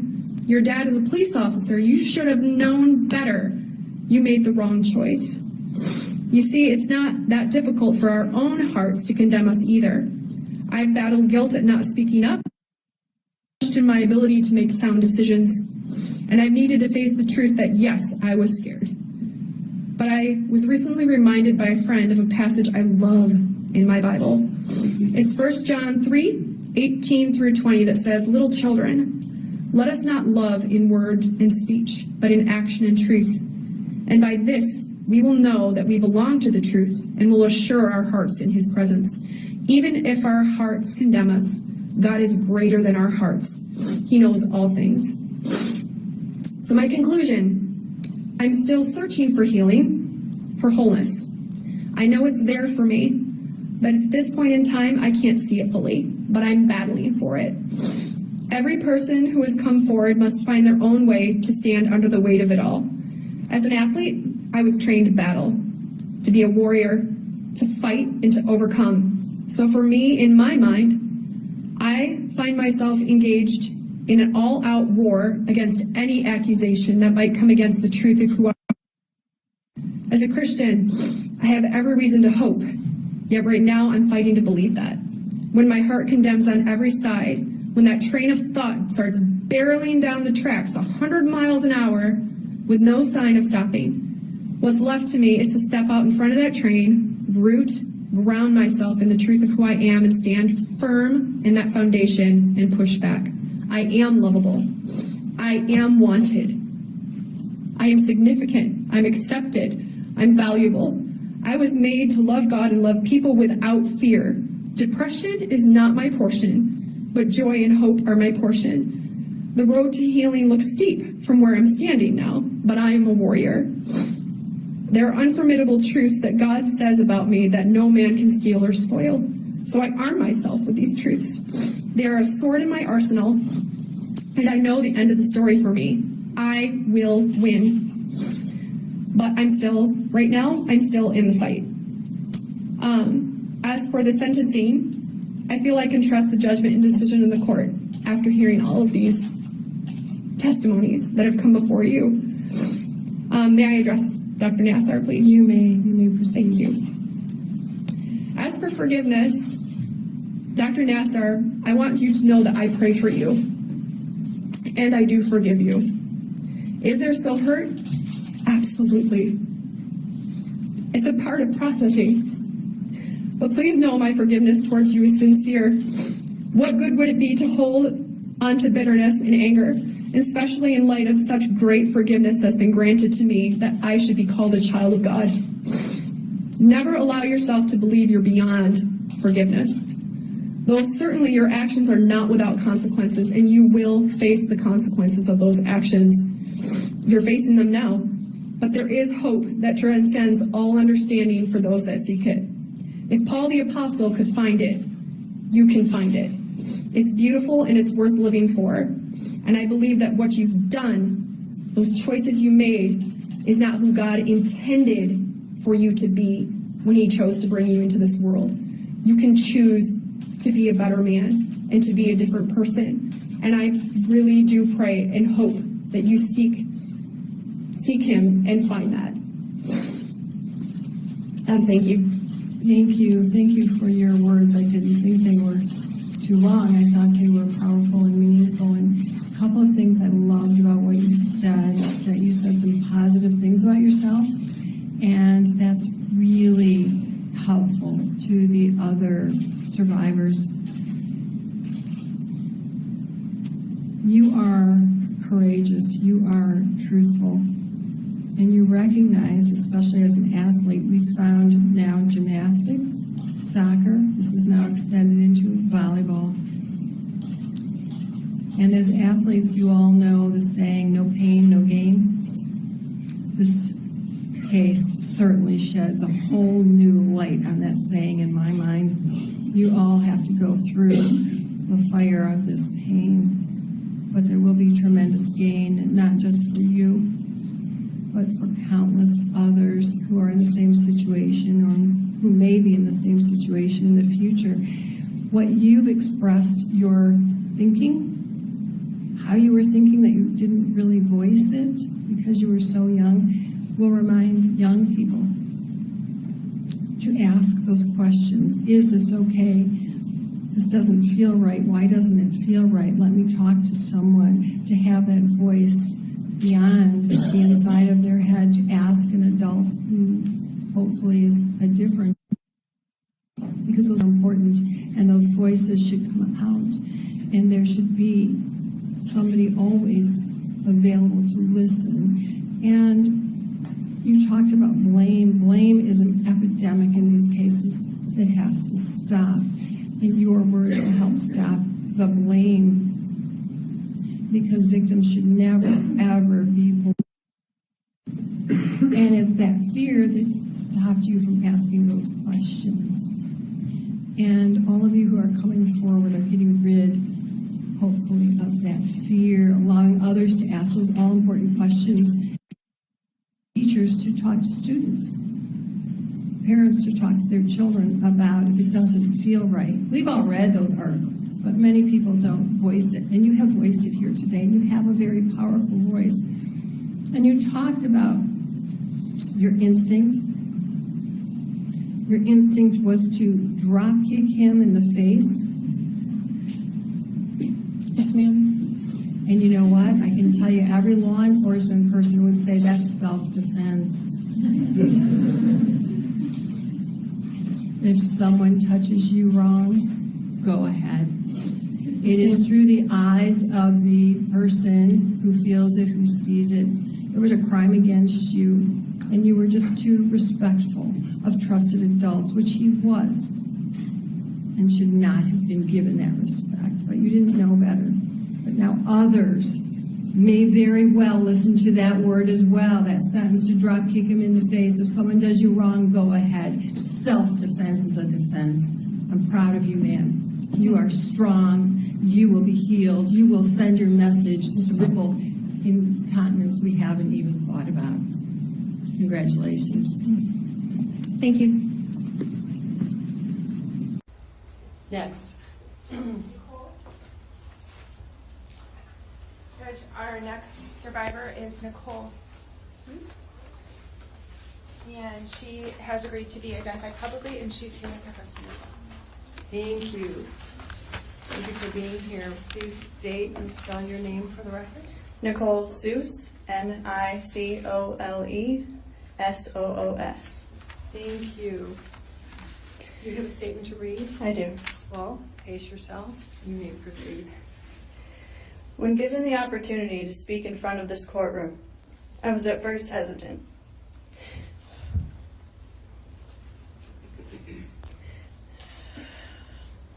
I wondered how this might affect my future, my career, the loved ones in my life. I took a step back and realized that once again I was letting the fear, the shame, and the guilt own me. I decided it was time to stand up to Larry Nassar and to those that enabled him to continue down this ravaging path of sexual abuse. Today, I am here for me, and to be an advocate for the women and young girls whose voices have been silenced for so many years. I remember the first time Larry Nassar sexually assaulted me. It is not something easily forgotten. An intense sense of terror, anxiety, and disbelief came washing over me. I lay there in pain, unable to speak, staring blankly at the wall, desperately searching for a way to escape. I kept repeating in my head, "This is a mistake. This isn't real." I thought, he's a famous doctor. There's no way he would do something inappropriate in front of my mom. Well, I was wrong. He used his power and position in society to earn our trust so that he could use us for his own sexual pleasure and gratification. These, quote, treatments happened over and over again, eating away at my innocence as a child. I was just a young girl with big dreams, aspiring to be the best figure skater I could be. This is what I received in return for my dedication to the sport. A sport that I loved so much, tarnished with vile memories. I'm not sure I can even ever look at figure skating the same again, which is a shame because the sport essentially defined who I was as a child. I have always struggled with intimacy in relationships because of what Larry Nassar did to me. I have vivid flashbacks of him assaulting me. Sometimes I can't even tolerate another person touching me in an intimate situation without feeling physical pain and experiencing these visual flashbacks. I'm in the room again, on that table, reliving these events to this day. I feel disgusting. I find it hard to trust not only those I've been in intimate relationships with, but also those in positions of power. I wonder who might betray me next. Because if he could pull this off, then who's to stop anyone else from hurting me too? I have poor self-esteem, and I experience frequent episodes of anxiety and depression. When I see someone that looks or sounds like him, my heart races, like it does before I have one of my beloved panic attacks. Sometimes I feel a sense of guilt because somehow I wonder if it was my fault that all of this happened. Relationships with my family members have suffered, especially since all of this has become public. The nightmares about what he's done have haunted me night after night. As I sat down to write a statement, I asked myself, how can I put this horrific experience into words? There are no words for this. Despite these unfortunate events, I want it to be clear that I will continue to overcome this. I will grow as a person. I will succeed in my career, and my family will flourish because I'm broken. I am in charge now. It has been hard accepting what Larry Nassar did to me. I'm angry and I'm sad, but I will not be silenced anymore. I encourage the court to enforce a minimum sentence. It is imperative to show our society that sexual abuse will not be tolerated, and that we value the importance of bringing proper justice to those who have suffered by the actions of others. But we cannot stop here. Those who have enabled Larry Nassar and his Jekyll and Hyde lifestyle need to answer to us as well. Michigan State University must take accountability for their absence in putting an end to this abuse scandal. MSU recently stated that no one affiliated with their university, quote, believed that Nassar sexually abused anyone until the news articles in 2016. Well, there's a difference between not believing and something seeming unbelievable. Either way, they had the knowledge of the abuse, and their duty was to report it and take action. If this had been appropriately addressed, I wouldn't be here talking to you today. Something has gone severely wrong at MSU. They have ignored us, and their lack of action shows us that they stand behind us. Until then, we will do our best to heal. But I am afraid for the safety of future students and athletes if MSU does not take ownership in their part to this story. I hope that I have shed some light into the darkness that I have lived through, and that I have helped to give hope to those who have been through the same. I am strong, and together, we are even stronger. Thank you. Thank you. Ma'am, I appreciate your words, and you do appear to be very strong, just and you will be healing for a very long time. There's no question, but your words are a sign that you are healing, that you're taking your power back, that you're giving him back his kryptonite, that he will fall and you will rise. Sexual abuse is not tolerated in our society, but it seems to be overlooked. And your message is really important because it's that every allegation that's reported needs to be investigated, no matter how small. Mm-hmm. And you and the other victims, now survivors, should have been taken seriously. There should have been safeguards. And the interesting thing is, and the people in the world need to hear, that the law is very clear that when you report, there's no lawsuit that will be filed against you. The law, the legislature has already taken it into consideration that if you report abuse, especially child abuse, elder abuse, however, If you're wrong, that's okay, but if you're right, we thank you. So we want people to report. And that's really all you're asking for. Just report, believe us, investigate. And just by your words, you have, again, taken that strength to a new level. You are healing whether you feel it or not. I know it will take a long time. I've always wished my robe came with a magic wand so I could wave it over people and heal you. That's in fairy tales. And this isn't one, this is a nightmare, but you will wake up from it. And you have a wonderful husband by your side and family. So you're very lucky. And thank you so much, because I am very lucky that you came to court and publicly made your statement. Thank you. Thank you.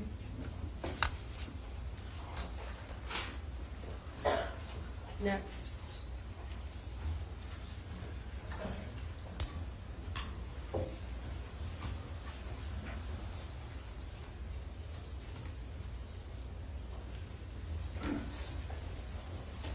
Your Honor, the next survivor that will speak is Ashley Erickson, and her brothers are accompanying her here, and she is okay with being identified publicly. All right, thank you. Thank you for being here, ma'am, and your brothers as well. I love that your brothers are here. Me too. Yeah, there is nothing like a sibling bond, and that's outstanding that you two are here with her. Ma'am, please state and spell your name. Ashley Erickson, Ashley Erickson. Thank you. What would you like me to know? Thank you, Your Honor, for allowing me to speak today.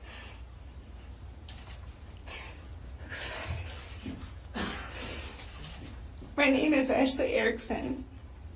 I'm a former gymnast and competitive college cheerleader. I was a patient of Dr. Nassar from 1999 through August of 2016. Today I can say that I'm finally ready to face you.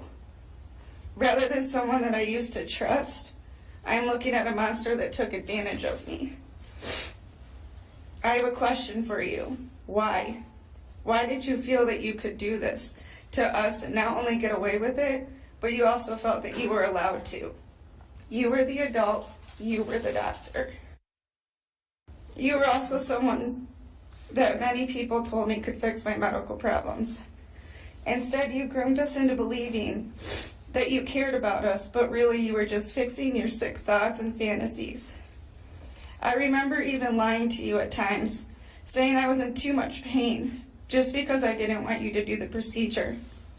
I didn't know why I was asking this or lying to you. I just knew something wasn't right. You were truly sick. I am coming forward so you can no longer hurt anyone else and take things away that you took away from me. Ever since I realized what you were actually doing to me, it has been hell. I've put my family and friends through hell. I've also lost jobs because of how much you have affected me and put me through. I have to rethink everything. I have no trust left for anyone because you took that away. How do I ever trust meeting new people after learning that someone I trusted for years has betrayed me and also took advantage of me? So why on earth would I ever trust anyone again? I try every day to overcome this, but every day is still a struggle. More importantly, though, it's what this has done to my family. We have to work on our relationships every day because now I tend to be so distant and push them away. I would have never done this before, but now I unfortunately became really good at it because I still don't want to face what you have done to me and how much it affects me daily. So therefore, it's just easier to be by myself. I truly hope with all of us coming forward and finally saying what we need to say to you makes you realize what you have done. I hope you think about it every day just like I do. I want this all to go away. I want the nightmares of you coming into my room to go away. I want to be able to go out in public without seeing someone that looks like you and get so afraid that I have to suddenly leave. I want to rebuild relationships so I can finally trust someone again in my life. I want to be independent again, find a job and not be afraid to go to that job by myself because of panic attacks. I want to be the same Ashley to my family that they once knew. I want to be able to get help again for my medical issues without the fear of other doctors being just like you. I truly just want to live again without the fear of you in my life. Finally, Larry, I will no longer let you define who I am or who I will be. I will be strong again. Thank you. Thank you. Ma'am, I think every single victim here and in every similar case I've ever had has asked why. It's really the unanswerable question. This defendant is ill. He's never probably going to understand or acknowledge exactly what he did and the ramifications, the vastness of the destruction that he caused in each of you. The only thing I can do is to do what you've all asked me to do and to sentence him accordingly, which I will do. The monster who took advantage of you is going to wither, much like the scene in The Wizard of Oz where the water gets poured on the witch and the witch withers away. That's what's going to happen to him, because as you get stronger, as you overcome, because you will, he gets weaker and he will wither away. Prison is no place for a human being to live. Rehabilitation here is not in the cards. It is you seek as to why. Don't beat yourself up about why. Understand he's very ill. And nothing is your fault. But what you can do is stand as you are in this court, tall, proud, with your brothers, as a family, and say no more on behalf of yourself, other victims. And I think you've done that today. You are the voice of past victims, today's victims, and future victims. So thank you for being here. Thank you for all the good you will do out in the world, because I know that's where you're headed. Thank you. Thank you. I appreciate it. Next.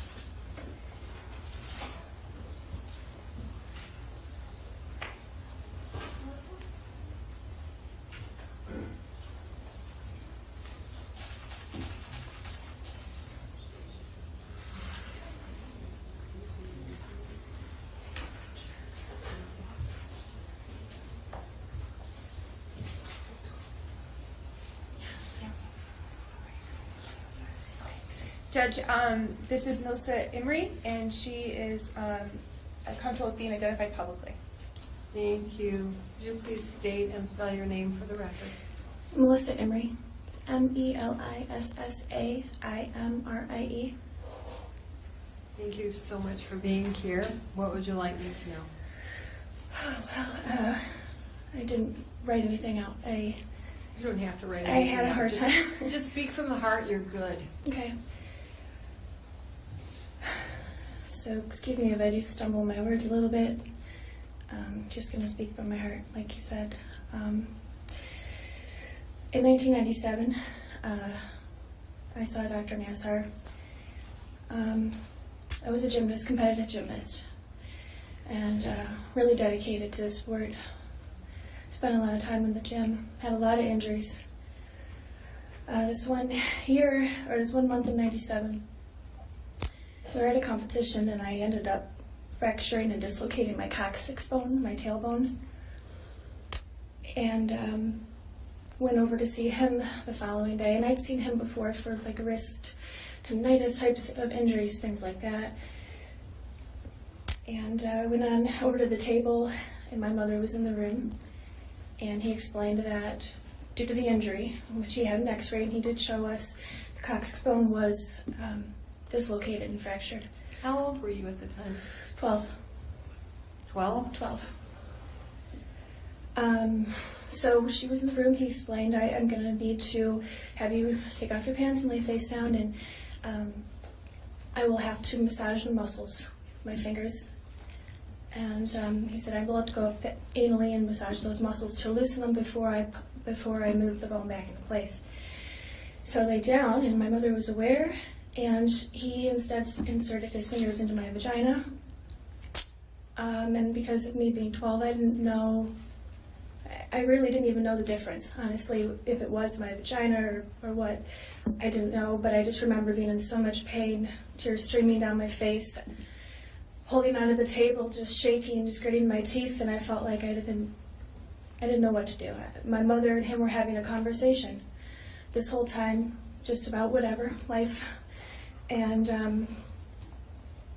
it seemed like forever, went on forever, and then finally he pulled his hand out of anally and then inserted them vaginally, and that's when I knew there was a difference at that point, and that he had his fingers in both places. Was this with, if you don't mind and you don't have to answer, was this with gloves or without? Remember? I don't remember.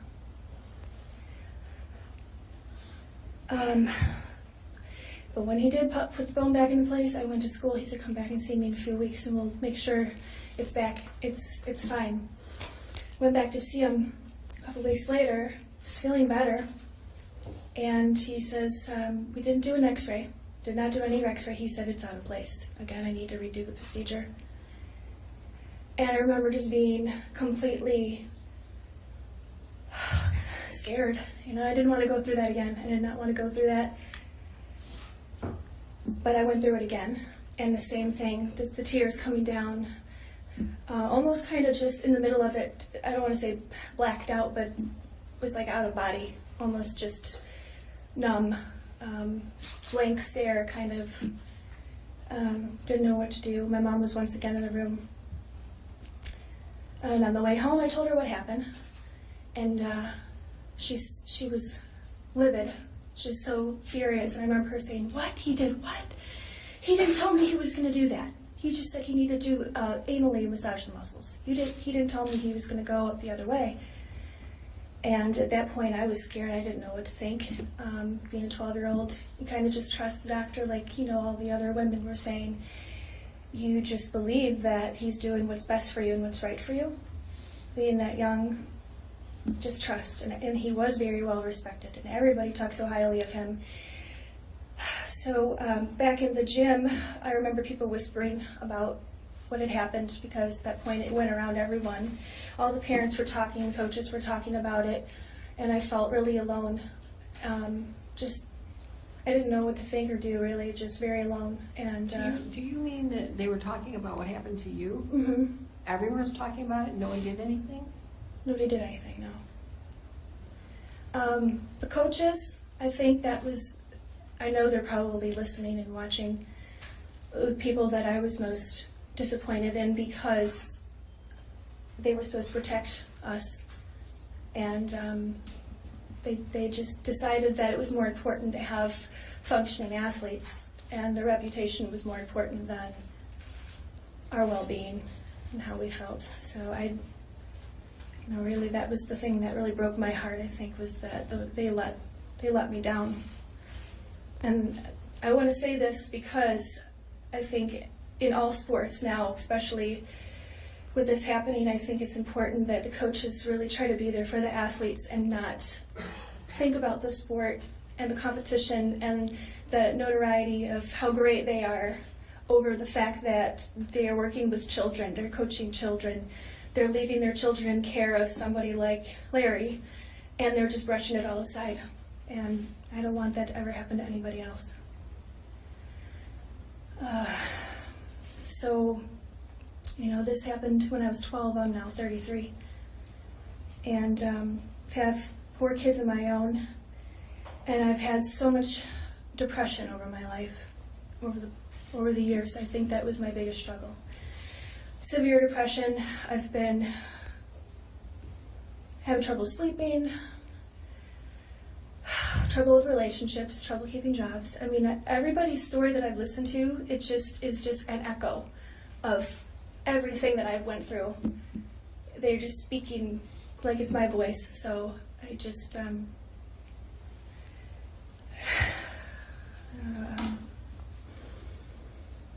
it's just really surreal. Actually being in this situation right now, I never imagined I'd be here. I heard about this last minute, and I really couldn't sit down and write. I said I just got to go up and say what happened, to speak my truth. So I'm trying to think if there's anything else that I need to pinpoint right now. I just want other girls to be safe, other people, not just girls, but other athletes and even boys to be safe from sexual predators, from this kind of abuse. And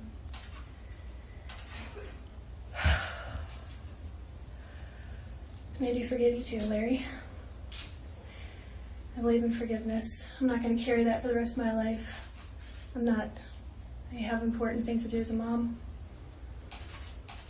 I have some really great people in my life. My dad's here to support me today. And I just wanted to just say this finally, just really get it off my chest and put it out there. And hopefully it will help other people do the same in other situations. Doing what you're doing today really is a giant step in healing. We see that over and over again with victims who come, talk publicly about what happened to them. And I think that what you said is very meaningful. And you're right, it is one united voice with all of the victims, which is why I thought it was so important you all have a chance to speak, because as much as there are some different stories and feelings, they are very much the same, and you're all speaking and echoing each other's voices in terms of what pain and destruction the defendant has caused. And absolutely, coaches should speak for their athletes first and foremost, for their safety, and take all complaints serious. And I can't imagine in 1997 this happening to you and not one person paying attention, and they were all talking. Shame. Shame in all of them. I can't do anything about that now, but I can tell you, I know you said you felt brushed aside. You have not been brushed aside by law enforcement, the people, or this court. Hopefully, with defendant being in prison, that will provide you some relief, and you'll be able to mend from the depression and get a good night's sleep. Your children are counting on you. Your family's counting on you. This community is counting on you. Speaking the truth, one united voice, means you are strong, getting stronger every day. And you need to shove that depression aside and say, here I am, world, I'm ready to fight, because today you did fight on behalf of yourself and all others who feel they don't have a voice. You're an example. So your family and children should be very proud of you. I am. Thank you very much. Thank you. Next. Okay, Judge, the next young woman would like to remain anonymous, but is comfortable with having her voice recorded. So no face, just voice. She has asked me to do something unique because she looks a little different than she did as a child, okay?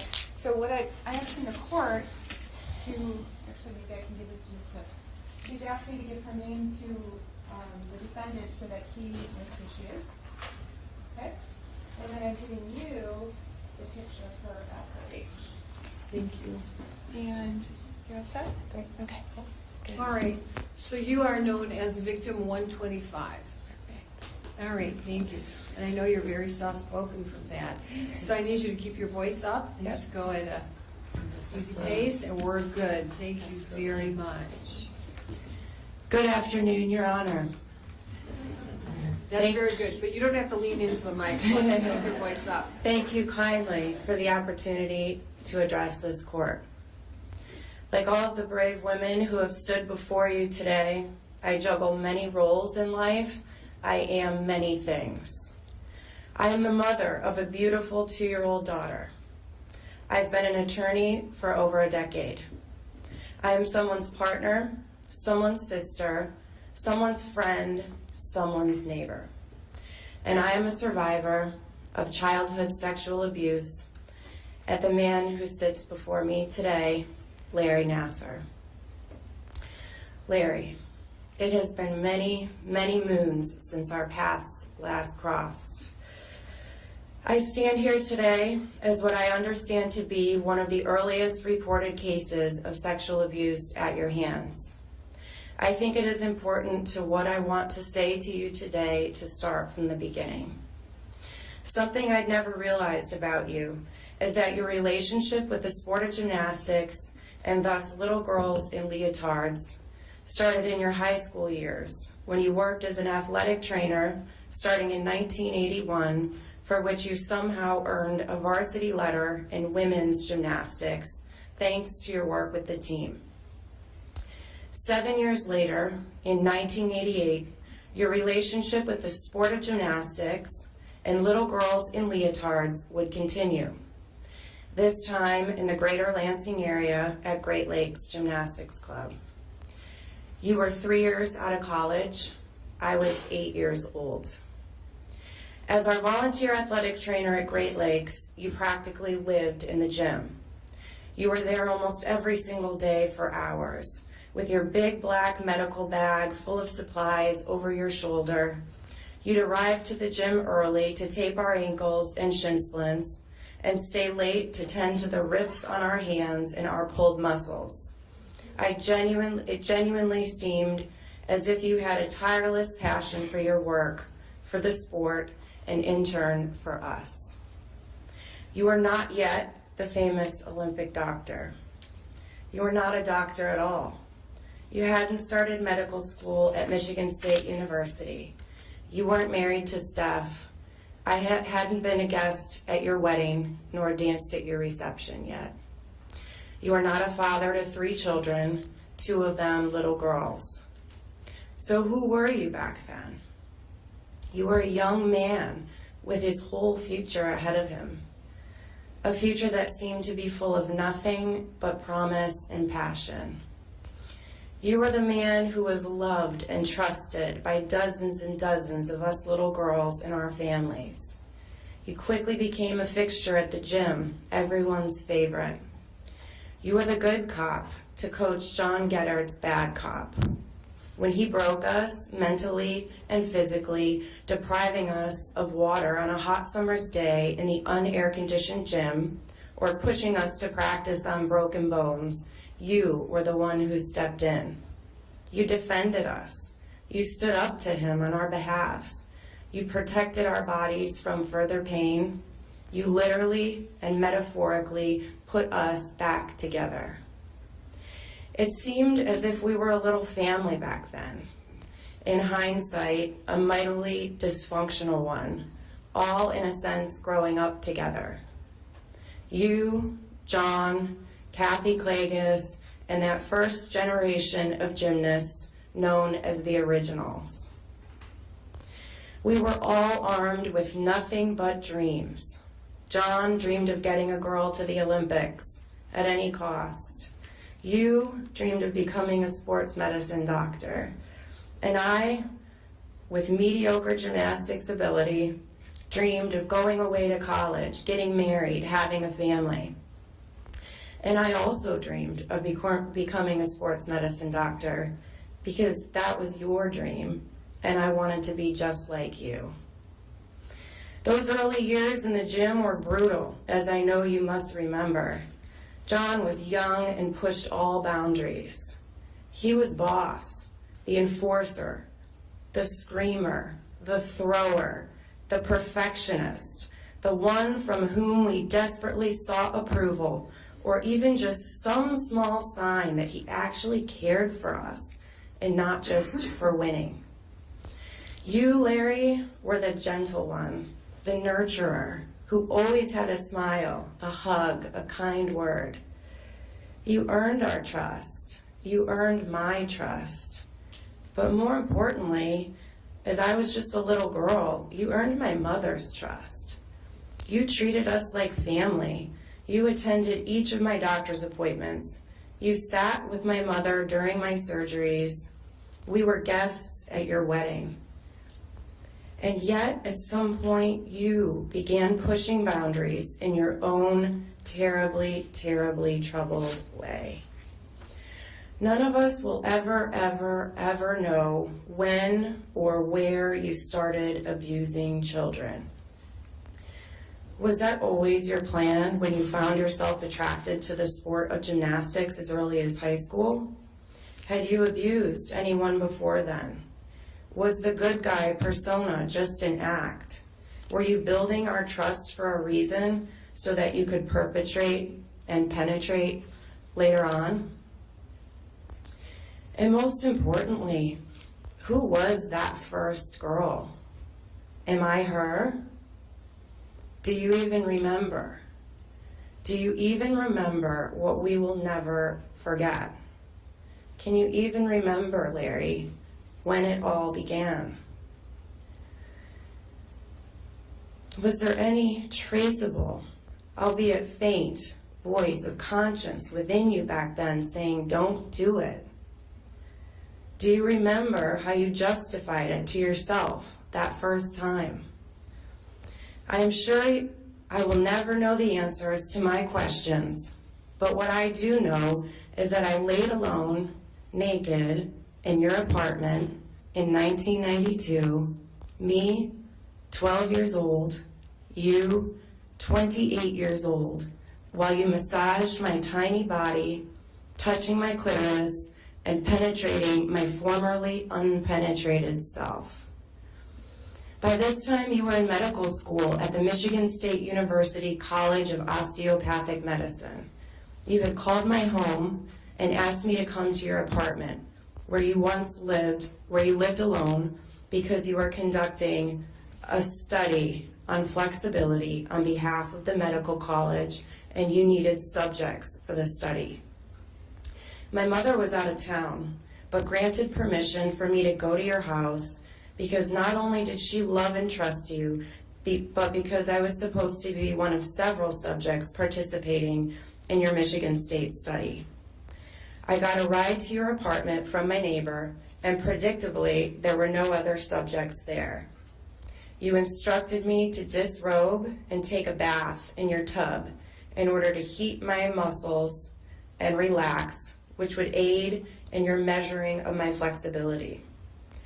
After my bath, you rewarded me for my generous participation in your study by having me lay naked on the treatment table in the living room of your sparse one-bedroom apartment as you massaged the entirety of my 12-year-old body, suggesting that I relax as you slipped your adult fingers in and out and in and out of my body. That was one of the many, many times that your hands were in me, on me, over the next many years. You became a doctor, started treating more patients, and we all know how the rest of this story unfolds. Now here we sit, Larry, exactly 30 years since our paths first crossed. Next year, I will be 40 years old. And you're spending the rest of your life in prison. What you have to live with at this point as a purported Catholic man is not my problem, and quite frankly, I really do not care. But what I have to live with, I may be the oldest victim survivor here this week. Had I not been sucked into your pretend care and pretend love, had I not trusted you, had I actually understood that having my vagina and anus penetrated by a grown man that I loved and trusted when I was 12, 13, 14, and beyond was not okay, and that was not your love or your care for me or your duty as my athletic trainer or Michigan State medical school student or Michigan State doctor or Olympic doctor, then I could have spared every girl who came after me and the suffering that only someone who has experienced this will understand. You chose to take from me, from all of us, something that was simply not yours to take. A shaken, if not irreparable, sense of self, a grave inability to trust, to open ourselves up to love, to sleep, to work, and some days to breathe. What you took was sick and psychotic and disturbed and, bottom line, a robbery.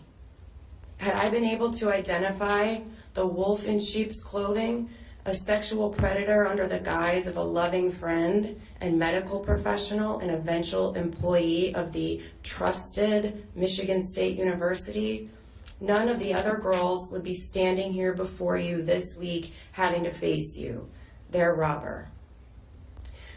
So what you need to hear from me today is this.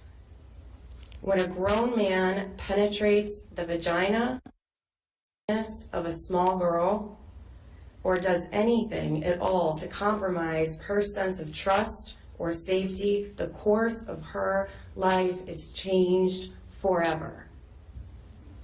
In that moment, when you had each and every girl who was here this week on your table, not to mention the hundreds and thousands, potentially, of girls who are not here or who have not yet come forward. In that split second, when you made the choice to put that finger inside of our little tiny bodies for the first time, not for medical treatment, but for your own pleasure, you changed the entire course of our lives.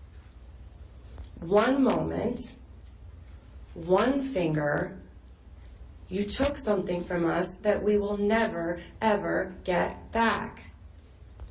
Our innocence, our childhoods, and in a sense, our virginities. Those were not yours to take.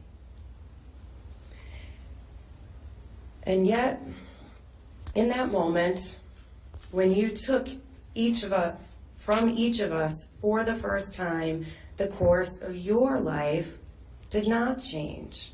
Well, not immediately, anyway. You ate dinner, you brushed your teeth, and you went to sleep.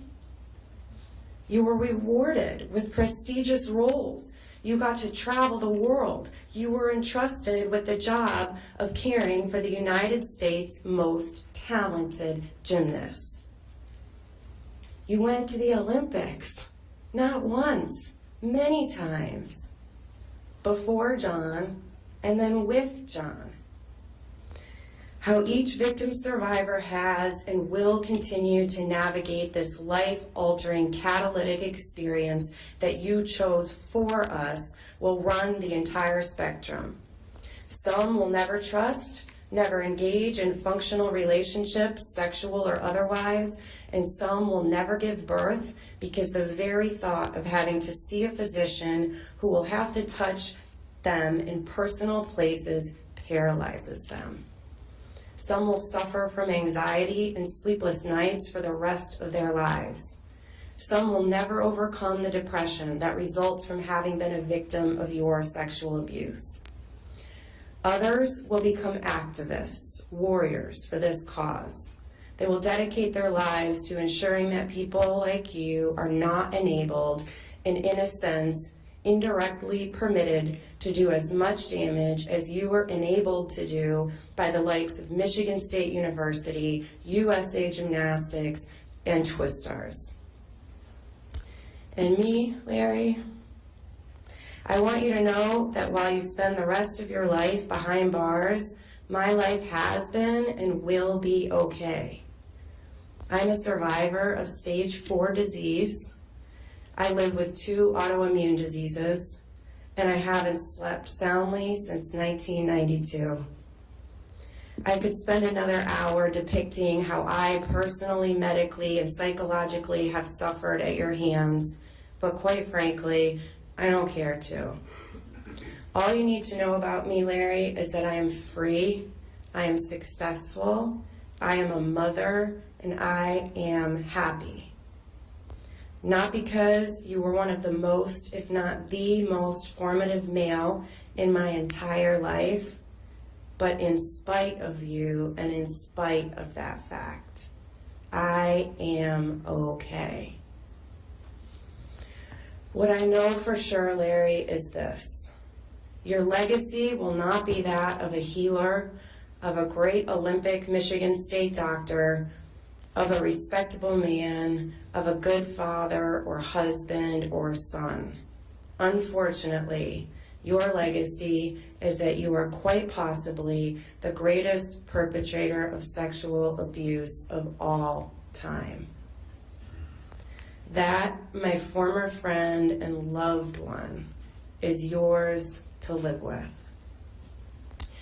None of us in this room, Larry, is your final judge.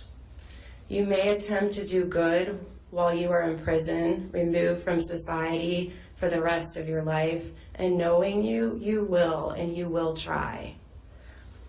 But what you've done, what you've taken, and how boldly and shamelessly you've taken it for decade after decade after decade, I can only wonder what might become of your soul. I pray for Steph and your children because the Lord knows they need it now and they will always need it.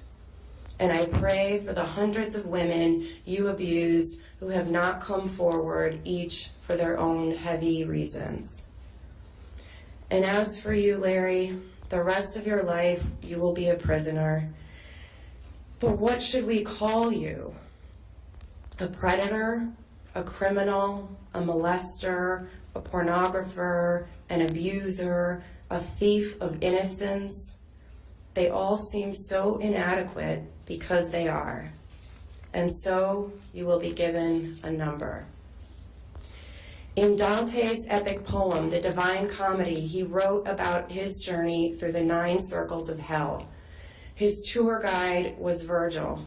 When they arrived at the 9th circle of hell, Dante found himself within a large frozen lake. Trapped in the ice were those guilty of treachery against those with whom they had special relationships.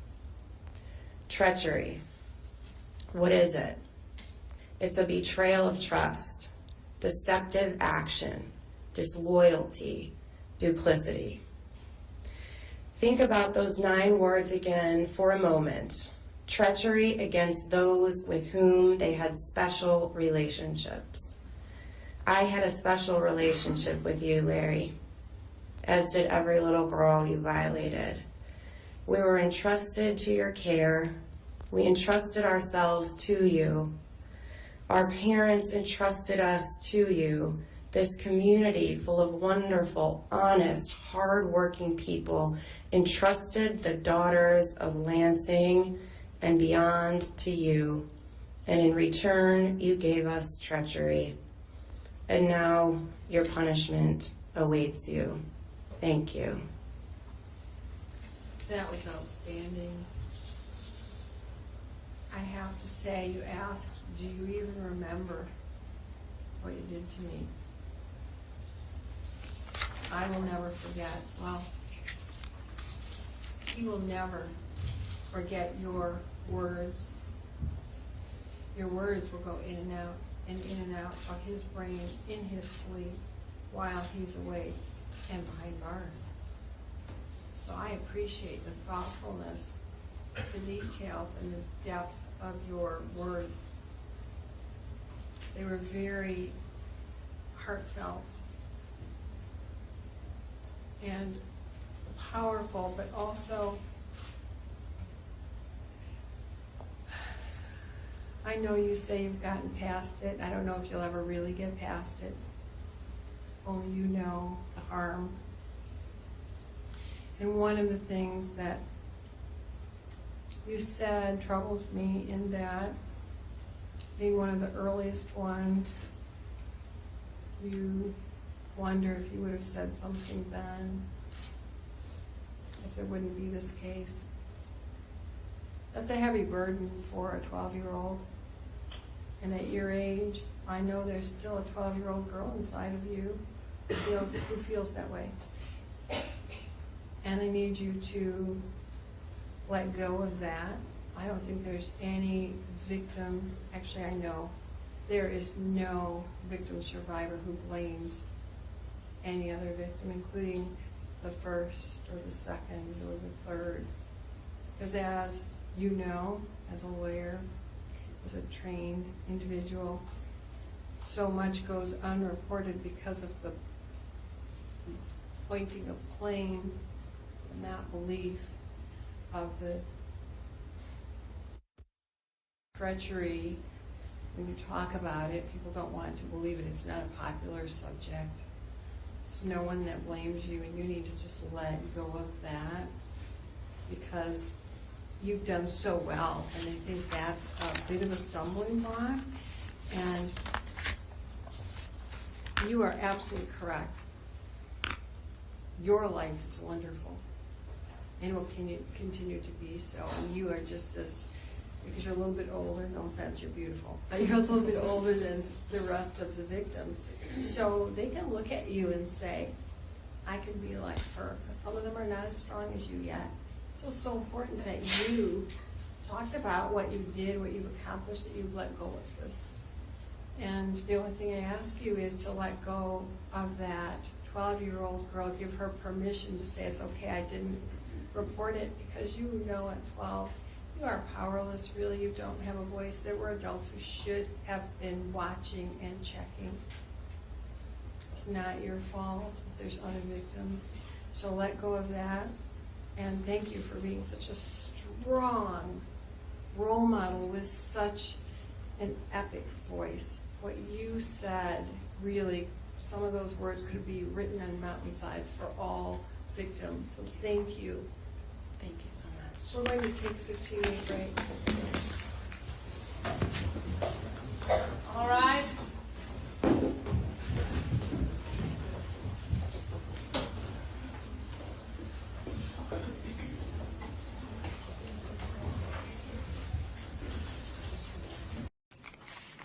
We are back on the record. Next victim. Thank you, Judge. The next survivor is Lindsey Lemke, and she is accompanied by her parents, who I believe will be reading an impact statement on her behalf, and she is comfortable with being publicly identified. All right, ma'am, you wish your parents to read the, Lindsey? Who? You wished your parents to read the statement? Yes. Okay. Who is reading the statement? I am. And what is your name, ma'am? Christy. Christy, with a K or a C? C-H. R-I-S-T. T-Y. Thank you. Same last name? It's Lemke, a K-O. So there's a dash, and then A-K-E-O. Thank you. And is this your husband? This is my ex. Your ex. This is Okay. Lindsey's dad. I see. Okay. So you are Mr. Lemke? Yes. All right. What is your first name? Don, D-O-N. I appreciate you both being here. You may proceed.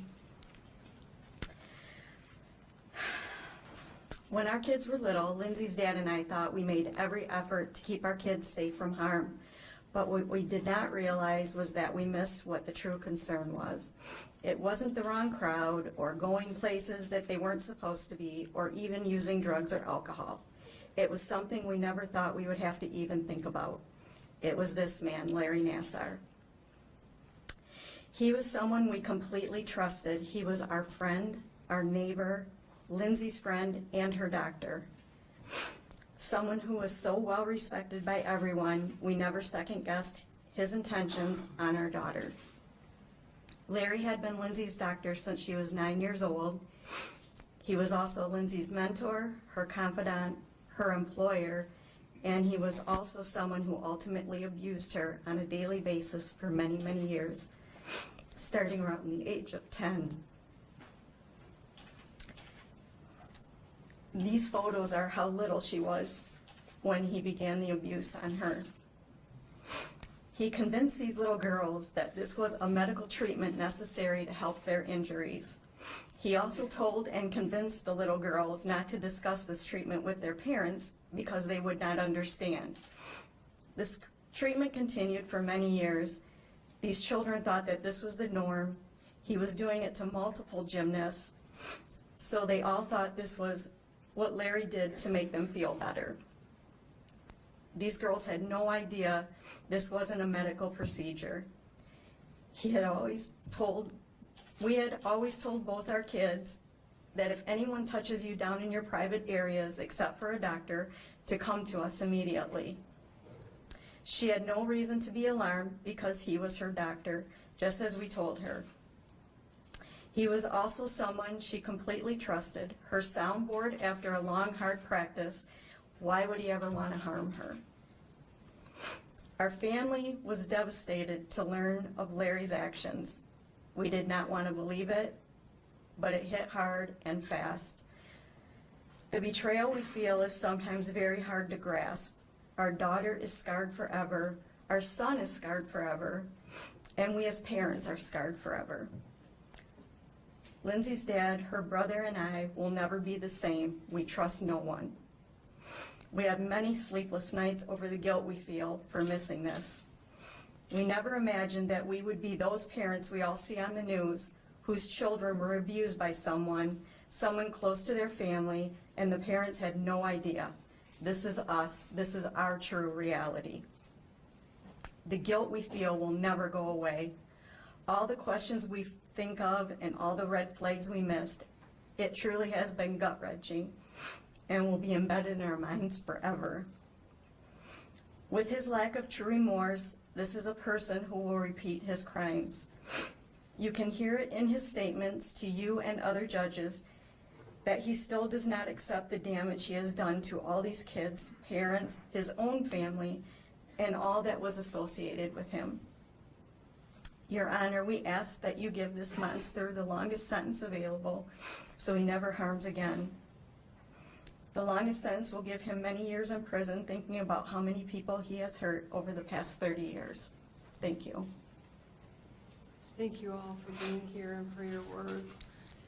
There's no guilt to carry. I know you all will be and are. You said that you are, but you didn't know. The guilt would be if you did know and didn't do anything. You didn't know. And medical procedure is a big word that covers so much ground. And of course, your daughter being 10, she didn't know the difference. There's no guilt. There's no shame. I can't heal you, but this is a huge step. And I'm really honored that you're here together, especially as a divorced couple, unified in this for your daughter. That's exemplary, not just here, but in family court, when we see so many families who can't come together on behalf of their children, and you two parents coming together despite whatever issues you may have had for the benefit of your daughter is exemplary on so many levels. There's no guilt, no shame associated with this because you've come forward, because this was not anything any of you did. No victim did anything wrong.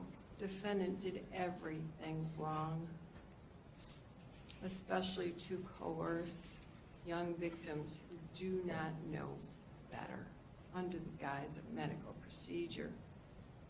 And that's a big phrase for a little girl. So I understand not trusting anyone, being scarred forever, but scars heal. And it's so very important that you came here. You're all survivors and role models in so many ways you haven't even conceived yet. I thank you very much. Thank you.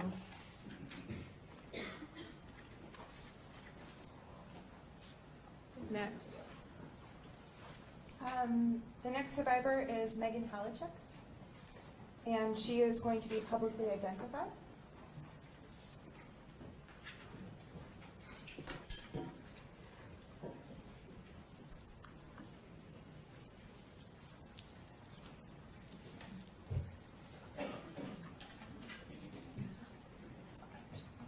And her coach is going to be her support person. I have a copy for the court reporter and for you of her statement, Judge. Thank you very much. Thank you for being here. Please state and spell your name for the record. I know that all of you are wondering, why do I need it? It's on the frame over there, but the court reporter only takes down verbal statements, so that's why I need it. Your name, please. Megan Halicek, Megan Halicek. Thank you. And you are here with your coach as a support person. What would you like me to know? Thank you for letting us speak, first and foremost. Larry Nassar used to be an absolute god to me. I had just turned 15 and was training for level 10 gymnastics. I'd worked so hard to get there, and I, along with my family, had sacrificed so much to get to that point. My spine was badly fractured, and my life, but more important to me, my gymnastics career was falling apart. He was the only one, I was wildly assured, who could really help me further than any other doctor had helped me so far. He was just so talented and brilliant, they said. Indeed, he did seem impressive. He was absurdly nice and did everything he could to make me feel comfortable the second I met him. He smiled widely each time he saw me, and on the surface, it felt like he genuinely cared for me. It seemed like he was determined to help me get better, and that gave me another level of certainty. Most of all, he gave me hope. I thought he was the most trustworthy doctor I ever could have imagined. In my innocence, I felt that I would have done anything to heal my fractured back and not quit the sport I loved and persisted through since I was 2 years old. Gymnasts are tough as nails. They will fight, they will bleed, and they will persist, all for their dreams. And that's exactly how I was. I still remember Nassar calmly and vaguely assuring me that his treatment regimen might be a little uncomfortable, but that it would surely help to heal my pain and return me to the sport I loved. These were just the magic words I was looking for that none of the many other doctors I had previously seen would tell me. Here I was, a scared little girl in excruciating back pain, willing, begging even, to suffer through for my sport. This grown man confidently offered me salvation, healing, and freedom, and I trusted him, but he turned out to be a monster. I am disgusted that Larry Nassar, the trusted adult authority figure and famous doctor, had the audacity to use his incredible power, prestige, and influence to sexually abuse me, a little girl, right there in his office, in the safest and warmest of places, with such an overlying sense of healing and recovery. I was counting on him. He broke in, loudly, without consent or restraint. He was an unwarranted intruder to my most private, intimate, never-before-touched places, without warning, without gloves, and without explanation. And so, again and again and again, he abused me, all while telling me wild tales of his Olympic journey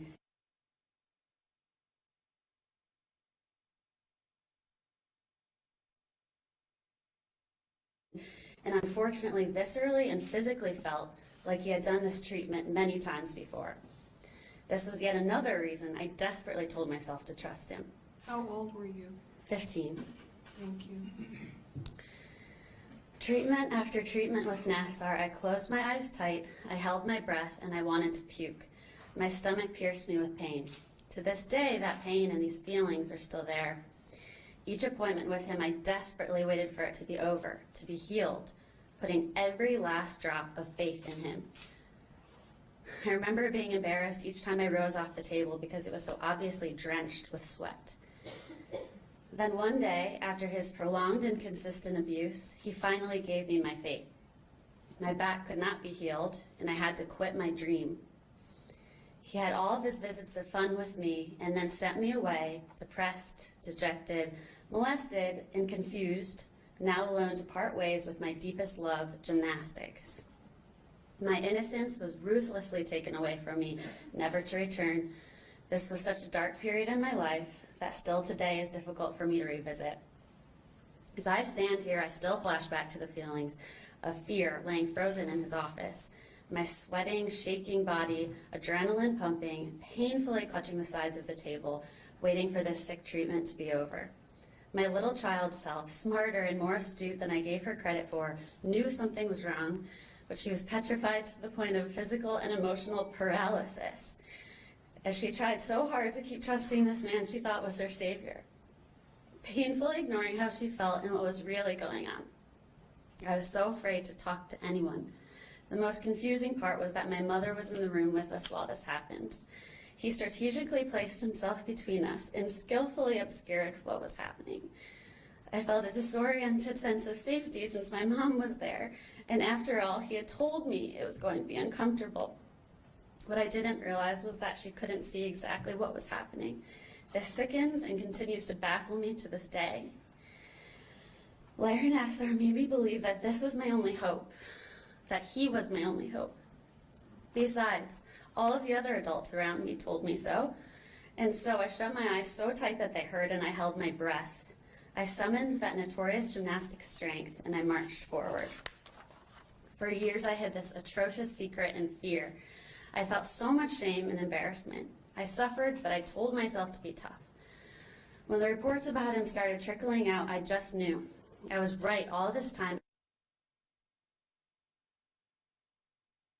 Everything I had pushed away for so long came over me like a waterfall. All my denial, repression, and depression that had been present and underlying there all along overcame me. My trauma reopened anew, a fresh, deep wound. While the constant news following Nassar this past year has been vindicating at some points, it has mostly been cruel and exhausting. I relive my pain each and every day, questioning why he did this to us and never finding the right answer. I completely dropped out of my life this past year as the gravity and wickedness of Nassar's serial abuse has overcome me. Months at a time, I did not leave my bed, sometimes questioning why I was even alive. All while his touch continued to violently linger on my body, as it does today. I lost my wits. I screamed. I woke up crying. I went to bed crying. I still do not understand. These uncomfortable, invasive memories are my reality now. The imprint of his face and abuse hinder my life, which at times has turned into a nightmare. Crippling complexes such as paranoia, anxiety, depression, sexual issues, and insomnia, to name a few, have all taken their unique and oppressive turn at overshadowing my life as a direct result of what Larry Nassar did to me. Then and now, his abuse has cost me. It is important to everyone hearing this that to this day, I still do not feel safe. The world feels unsafe. Men feel unsafe. I can't sleep without a nightlight. I'm paranoid when I walk anywhere alone, looking around every corner, constantly believing I'm about to be attacked. If someone enters a room without announcing themselves, I jump and border on the edge of a nervous breakdown. I'm intensely vigilant that someone, somewhere, whichever place I might be, is about to take advantage of, sexualize, or hurt me. There are often times I shield myself from the world and pray that men don't find me appealing, lest they target me, manipulate me, and hurt me, like Nassar so smoothly did. I feel disconnected from the world, alone, and in pain. I couldn't trust anyone to keep me safe back then, and I can't trust anyone to keep me safe today. I've lost my ability to be confident with myself and others. To those at MSU, USAG, and the USOC who knew about Larry Nassar but did not act, the sin of omission is just as bad as the sin itself. As if dealing with the intense publicity and pain around Nassar wasn't enough, you have added a heartless, depraved level of denial and victim shaming to the mix. You've said terrible things, for example, that victims didn't understand the nuanced difference between sexual abuse and medical treatment, and that it is virtually impossible to stop a determined sexual predator on your campus. This is disgusting. Do you know how these statements make us feel? Do you understand the impact of your words? Do you know how these statements put other victims in a state of fear so deep that they may never come forward? Your actions are abusive in and of themselves. Your attitudes of apathy and dismissal have made the healing process particularly difficult, especially because you haven't taken actions to produce legitimate investigations. This means that every day we still have to remind ourselves it's okay that we came forward. What happened to us is very, very real, even though we so desperately tried to deny it for so long. I recently learned that Nassar's crimes could have been prevented as early as 1997 when the first brave woman came forward. Learning our abuse could have been prevented, but instead flourished for decades, is a bitter and nauseating pill to swallow. Adults were enamored by Nassar because they experienced all of the trustworthy, impressive, illustrious, talented elements of him, minus the abuse. They wanted to protect him, and now that the act is up, they are motionless and indifferent, lackadaisically managing the issues they once overlooked and placing their limited energies on evading responsibility as opposed to taking ownership. Shame on you. I'm only now beginning the long road of healing. I am so grateful for the incredible women who have come forward and made it possible for me to be brave enough to tell my story. I don't know where I would be without you. Thank you to my incredible loved ones who stood by me on my darkest, scariest days and said, I love you and I support you. As much as Larry Nassar's abuse has cost me so much of my life, I am determined that it won't affect me in the future. I will do what it takes for as long as it takes to heal so that this no longer has power over me. I promise you that I won't stop fighting. In my heart, I know this is my time, and this is our time. Thank you. Thank you so much. Those were really powerful words, and you started out and said you often wondered why you were alive. Well, you were alive to be that role model and join in the strong voices of the other victims as one to say no more. You've taken your power. He had taken it, but now you've taken your power back. It's a superpower. He no longer has anything over any of you. And ma'am, you are one of those incredible women that you stand with.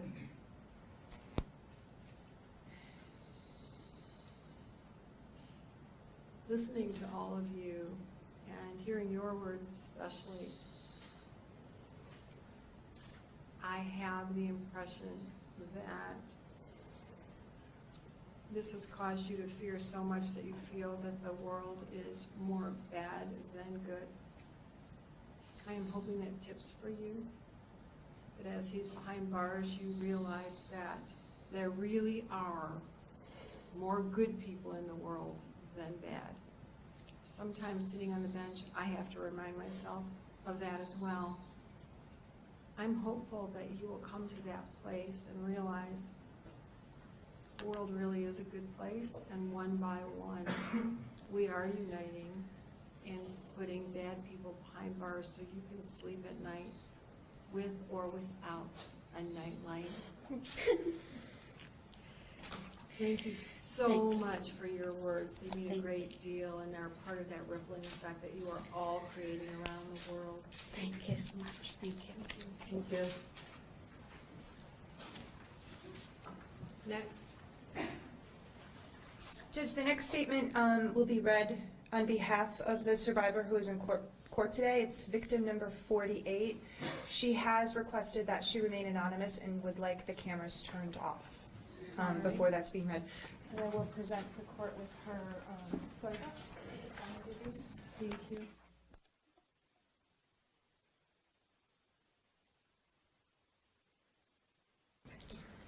Please state and spell the name for the record.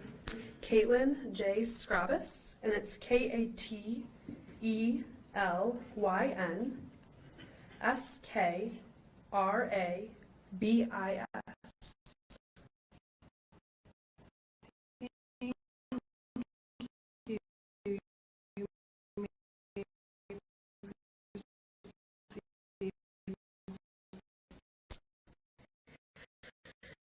Your Honor, my name is Katelyn Skrabis.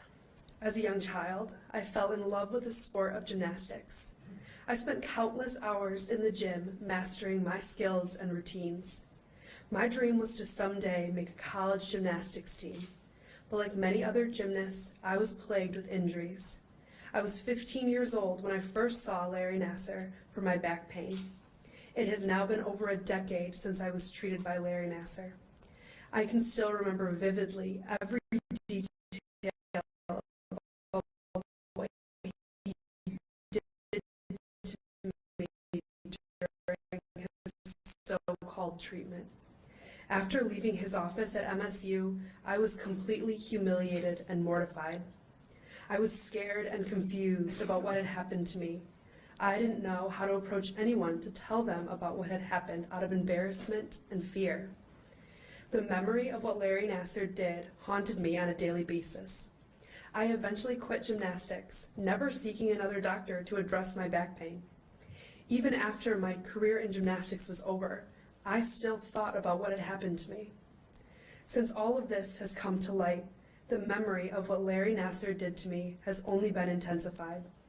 Not only do I think about what Larry did to me, but to all the other victims as well. The thought of Larry Nassar remains in my daily thoughts and my dreams. It is a memory that I will never forget. Nothing can change what Larry Nassar did to me and the other victims. I hope he receives the maximum sentence and spends the rest of his remaining days thinking about what he did to all of us. Sincerely, Katelyn Skrabis. Thank you. Again, as with the others, very nice statement. And although the statement is that defendant will never be erased, I'm hoping that today does erase some of the pain so that you can go forward, and the memory is really that you are one united voice, and you are a voice, we are all voices on behalf of those who can't speak, for minor children, elderly, incapacitated persons. Defendant, when he is remembered, should be remembered and pictured behind bars, no longer a threat to any of you. And I'm hoping, Katelyn, that that's the picture that you see, not that you fear him or remember what happened to you. I'm hoping you can put this behind you and that today your words start that first step, putting all of this behind you. Thank you again. Next victim.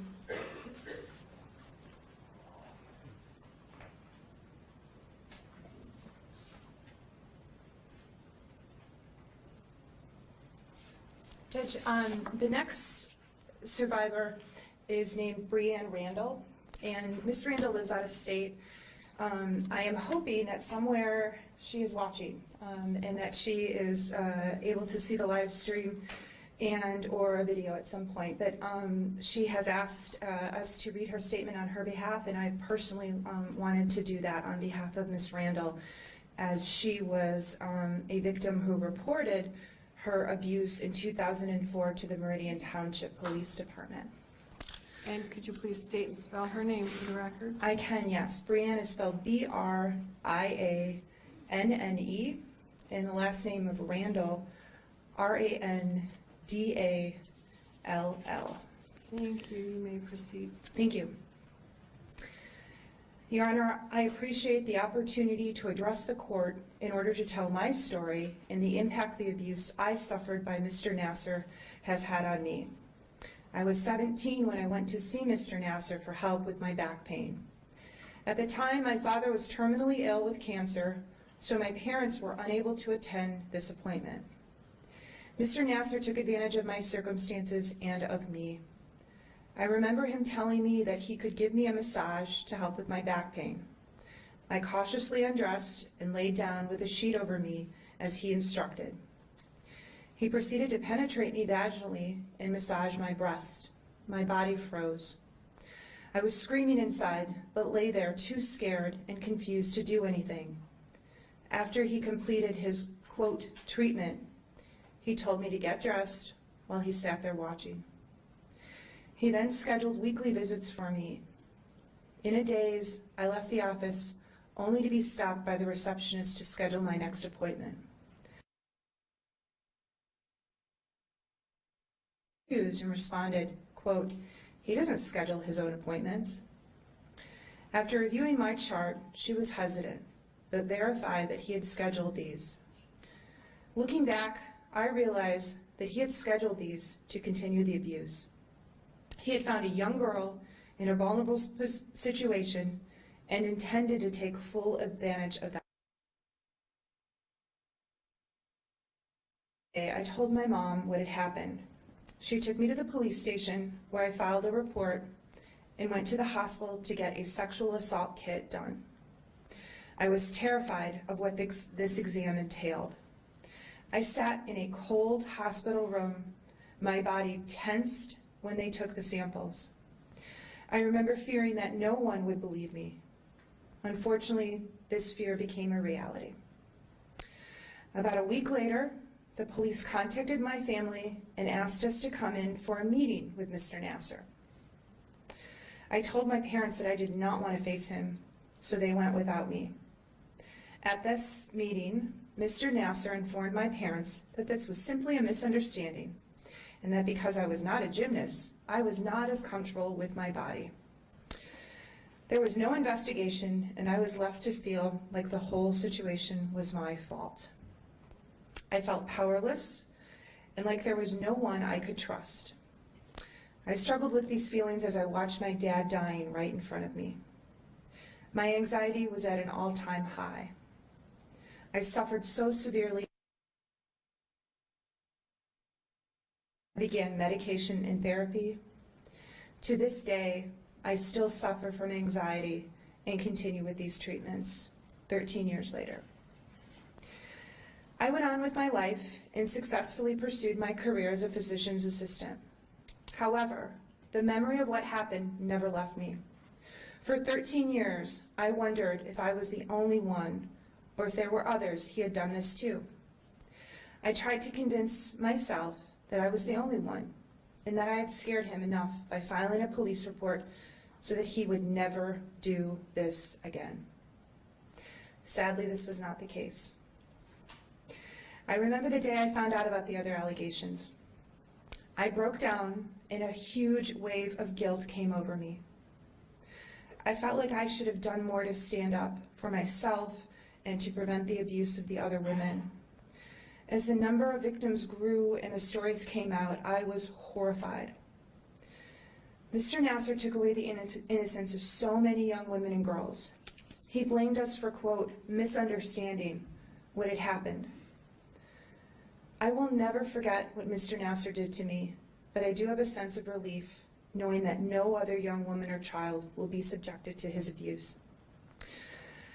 I recently gave birth to my first child and therefore was unable to travel to Michigan for sentencing. This is a joyous time in my life, but the trauma from the past and the realization of the extent of his abuse has put a cloud over it. I will move on and continue to be a loving wife and mother. I will continue my work as a PA and provide compassionate care to other victims of sexual abuse. I hope that someday he will realize the effects he has had on his victims and their families.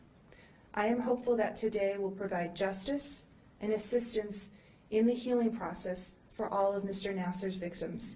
Sincerely, Brianne Randall. Thank you for reading that. I don't know if Brianne's listening or not, but there'll be a record. And what I want to say to her is that today, with her words, there is no misunderstanding of what happened. I am very clear, but no victim has lied, that they were all assaulted, that the use of treatment was misused, misdefined, and I suspect that there were appointments that were not needed, probably in violation of other statutes. Insurance paid for this. So the crimes just get bigger and bigger. And I'm saddened that Meridian Township Police Department, who I know to be very efficient, very good, and we hear testimony all the time from them, and I see the good work they do. I'm sorry they missed this one. But again,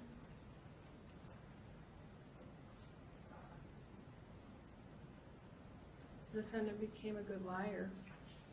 And what happened, what I'm gathering from all these victims, is that because Meridian Township, because universities, because parents, all unsuspecting seemingly,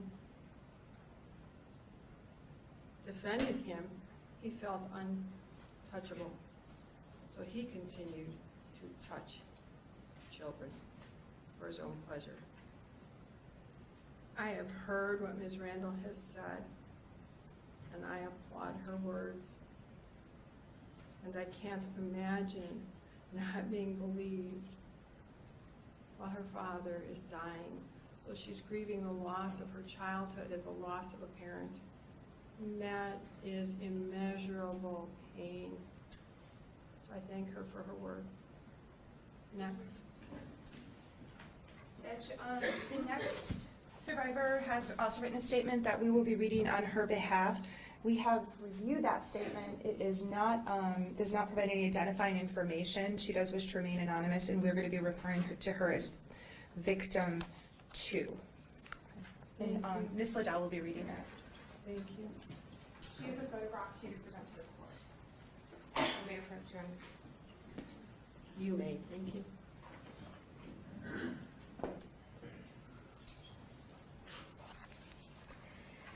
In September 2016, I received a daily news email from our local patch.com. The top headline read, "Former USA Gymnastics doctor accused of abuse." I will never forget that moment. I was stopped at a red light near my home. There is a picture of him along with the headline.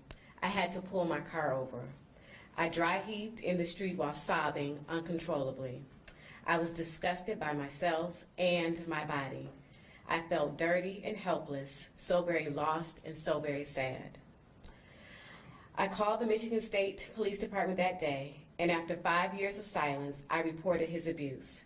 I had to relive all of his treatments and every question, every detail, remembering how he touched me and penetrated me without gloves or lubricant. I cried for weeks and then months. It has affected my role as a mother, as a daughter, and as a wife. For the last year, I've had to put a brave face on in front of my young children to protect them from their sad, confused, and grieving mother. I have had to forgive my parents for not being more involved in my treatments as an injured and defeated young college athlete. I've had to explain to my loving husband why intimacy had become difficult for me. I will be affected by Dr. Nassar's abuse for the rest of my life. At the times of his treatment, I hated his demeanor, his use of too much medical jargon, his groping, and his touching on my vaginal area, inside and out. I dreaded every appointment. I was suffering from a herniated disc, L5 and S1, and had chronic nerve pain shooting down my legs. I had already had one surgery and was trying to avoid a second, more serious spinal fusion surgery because I knew the impact it would have on my college athletic career and my life. I was 20 years old. All I wanted to do was be able to compete in my sport again and live a pain-free, active lifestyle. My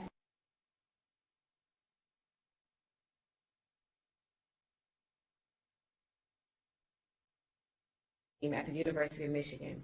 His reputation, his authority, his accolades clouded the truth behind his procedures that were supposed to alleviate the nerve pain and to help me avoid surgery. They didn't.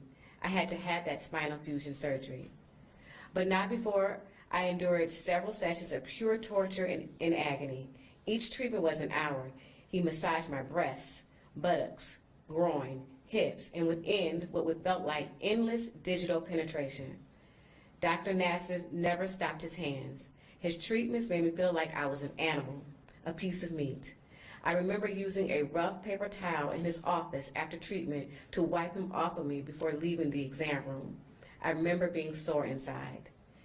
As a student athlete on scholarship at a Division I Big Ten university with strength coaches, head coaches, assistant coaches, trainers, sport doctors, and physical therapists, the list goes on and on. Our bodies were our most prized possession. We trained them, worked them, and dealt with high levels of pain running through them, mind over matter. Athletics were not something I did. Athlete was who I was. Keeping my body healthy to maintain my spot on the field and maintain my financial scholarship was the most important thing in my life. I was 20 years old, but still a child, living within the bubble of Division I Big Ten college sports. I had to trust my coaches, trainers, and physical therapists. I had to trust my doctors. No questions asked. Dr. Nassar knew this. Dr. Nassar preyed on my desperation and my weaknesses. It is my opinion that Dr. Nassar should be held accountable for his strategic and manipulative abuse. His sentence should keep him in prison for the rest of his life, just as I was a victim of his abuse for the rest of mine. Thank you, Victim 2. Thank you. As to victim 2, I'm hopeful she does not feel manipulated and a victim anymore, although we use that term simultaneously with survivor. She is a survivor. I'm hoping now that her words are out, that she's publicly made this statement, that the crying will stop and be replaced with happiness and joy, because she is no longer defeated. Defendant is defeated. She is a pillar of strength for coming forward, for recognizing what happened to her,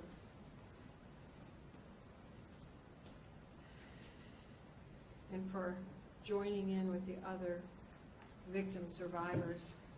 Together, you are all such a strong voice, and I'm hearing this over and over, and maybe I'm repeating myself. I don't care. The world needs to hear it as many times and as often as we can say it, because victims, other victims need to come forward, and victim 2 needs to stop crying. I'm hoping she stops crying. I'm hoping that her words are crying in to the world and to other victims to come forward. So thank you, victim 2. Judge, with the court's permission, we have 2 videos that have been submitted. We've downloaded those to a disc. Both of these next survivors live overseas. I think one is in Korea and one is in Europe, if I remember correctly. I know there's going to be a little bit of a lag. Gina and I have already discussed, but I think we can get this set up fairly quickly. But if it's fine with you, we'd like to end the day with those 2 videos that we have. That's fine. As to the videos, are they going to be in evidence? Ms. Hamlin does not take down videos? Yes. All right. Yes, I will mark that as People's A or 1, whichever is your preference. 1. Okay. People's 1. Any objection to People's 1? And defendant has seen those videos? Or there's just no objection? We have no objection. And just so the record's clear, People's 1 will actually be a disc that includes 3 videos, but we're only playing 2 of those today. Another video we will play later in the week when that victim is available to view. Okay, so Exhibit 1 is admitted and will be attached to the record. Ms. Hamlin will not take those down. Why don't we go off the record until you're ready to arrange all of that? I don't know, with the feed, is it going to be played up there or on your screen?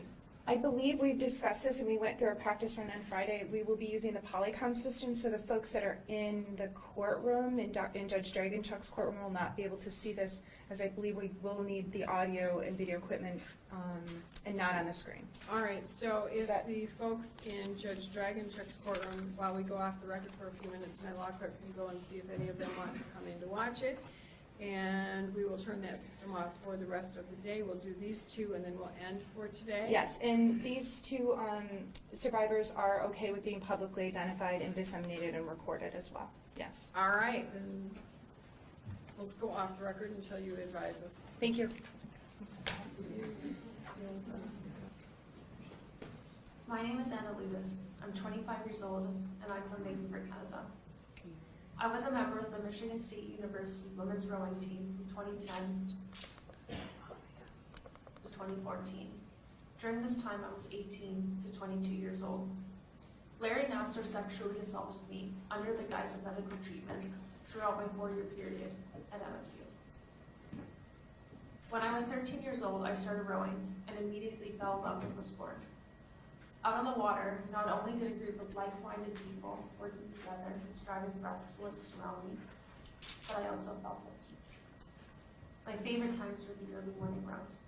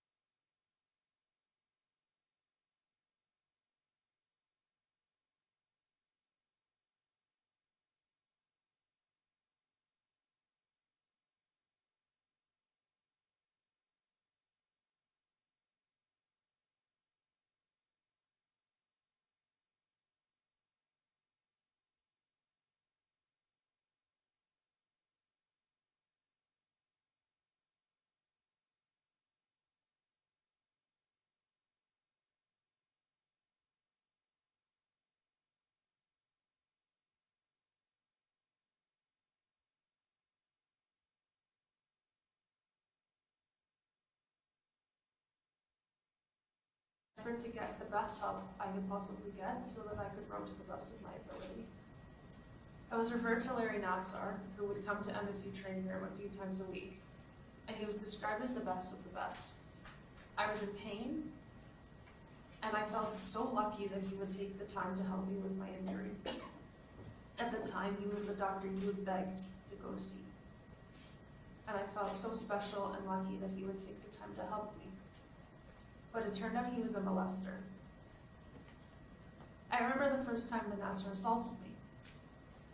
It was in October of 2010, and he had explained to me that he was going to do what he called trigger point treatments for my lower back injury. To do this, I would lay on my stomach, and he would pressure with his hands on parts of the back of my upper legs. He moved to the area around my vagina, continuing with the pressure motions. Then he inserted his finger inside my vagina without any gloves to release a trigger point. This continued to happen on numerous and ongoing occasions throughout my 4 years at MSU. To this day, I remember that first time it happened, even though I didn't even know it was abuse at the time. I thought the treatment was strange, and I was extremely uncomfortable. I told myself to stop being ridiculous. I remember having thoughts while I was lying face down on this table that were quite sexual. I was so embarrassed to have these thoughts. I wondered if this was something that would turn people on, and I was so scared of the possibility of it doing that to me. And I had to continuously remind myself to stop being a prude and let the doctor do his work to help me. I remember always making sure that I wore clean underwear when I went to see him so that I wasn't dirty. I made sure that I wore shorts that could be easily moved so that he could access my lower area, particularly so that he could move my underwear to access my trigger points, aka my vagina. I always thought the treatment was weird, and it always made me uncomfortable, but I pushed it out of my mind. I think that I tried to convince myself that it was my own insecurities creating these feelings. I honestly trusted him, and I trusted that he was helping me. After I left school, when I graduated, I thought about the treatment more and more. I would go see other practitioners like a massage therapist or a chiropractor, and they always asked me before they put a hand on my body. They always requested permission before they would lift my shirt up an inch to look at my lower back. I thought it was weird that they were doing so, and I thought it was really, really polite. I now know that this was just common medical etiquette, something that I was denied by Nassar.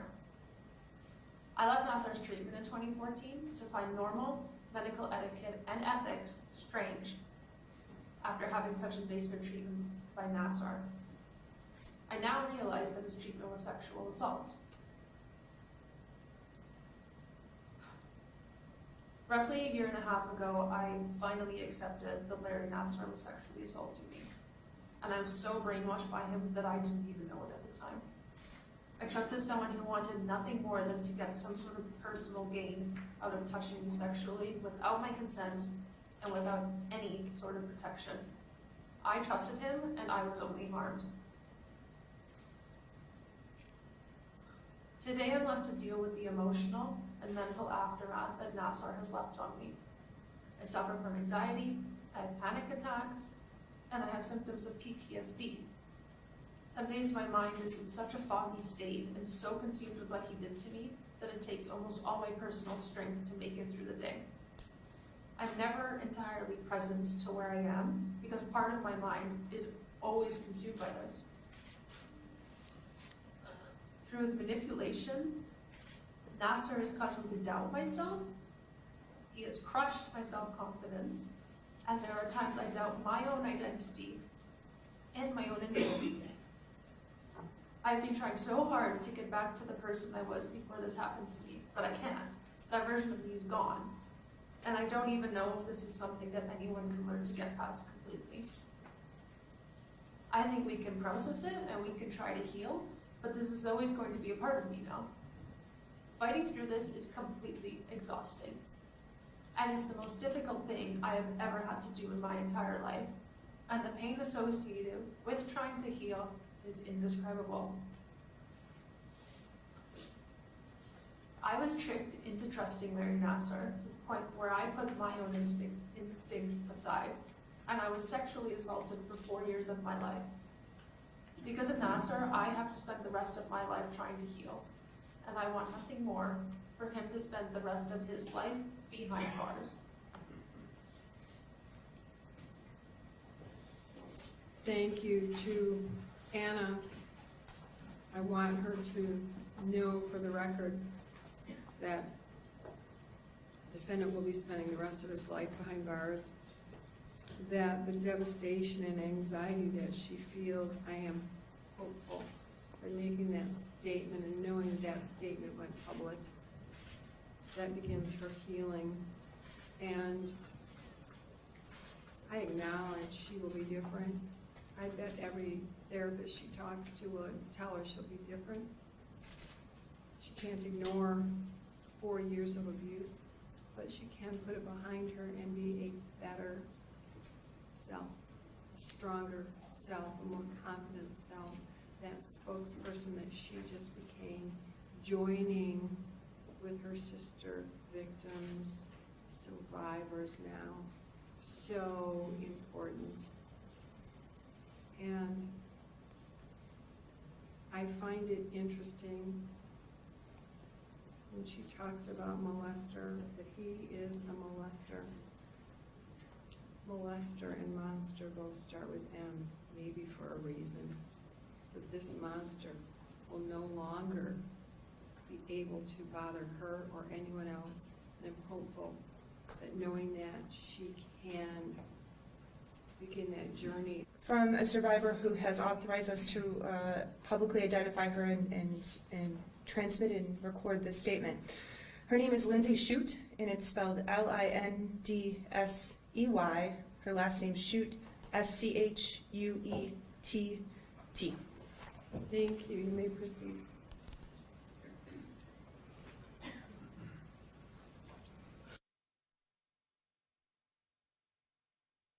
I'm 34 years old.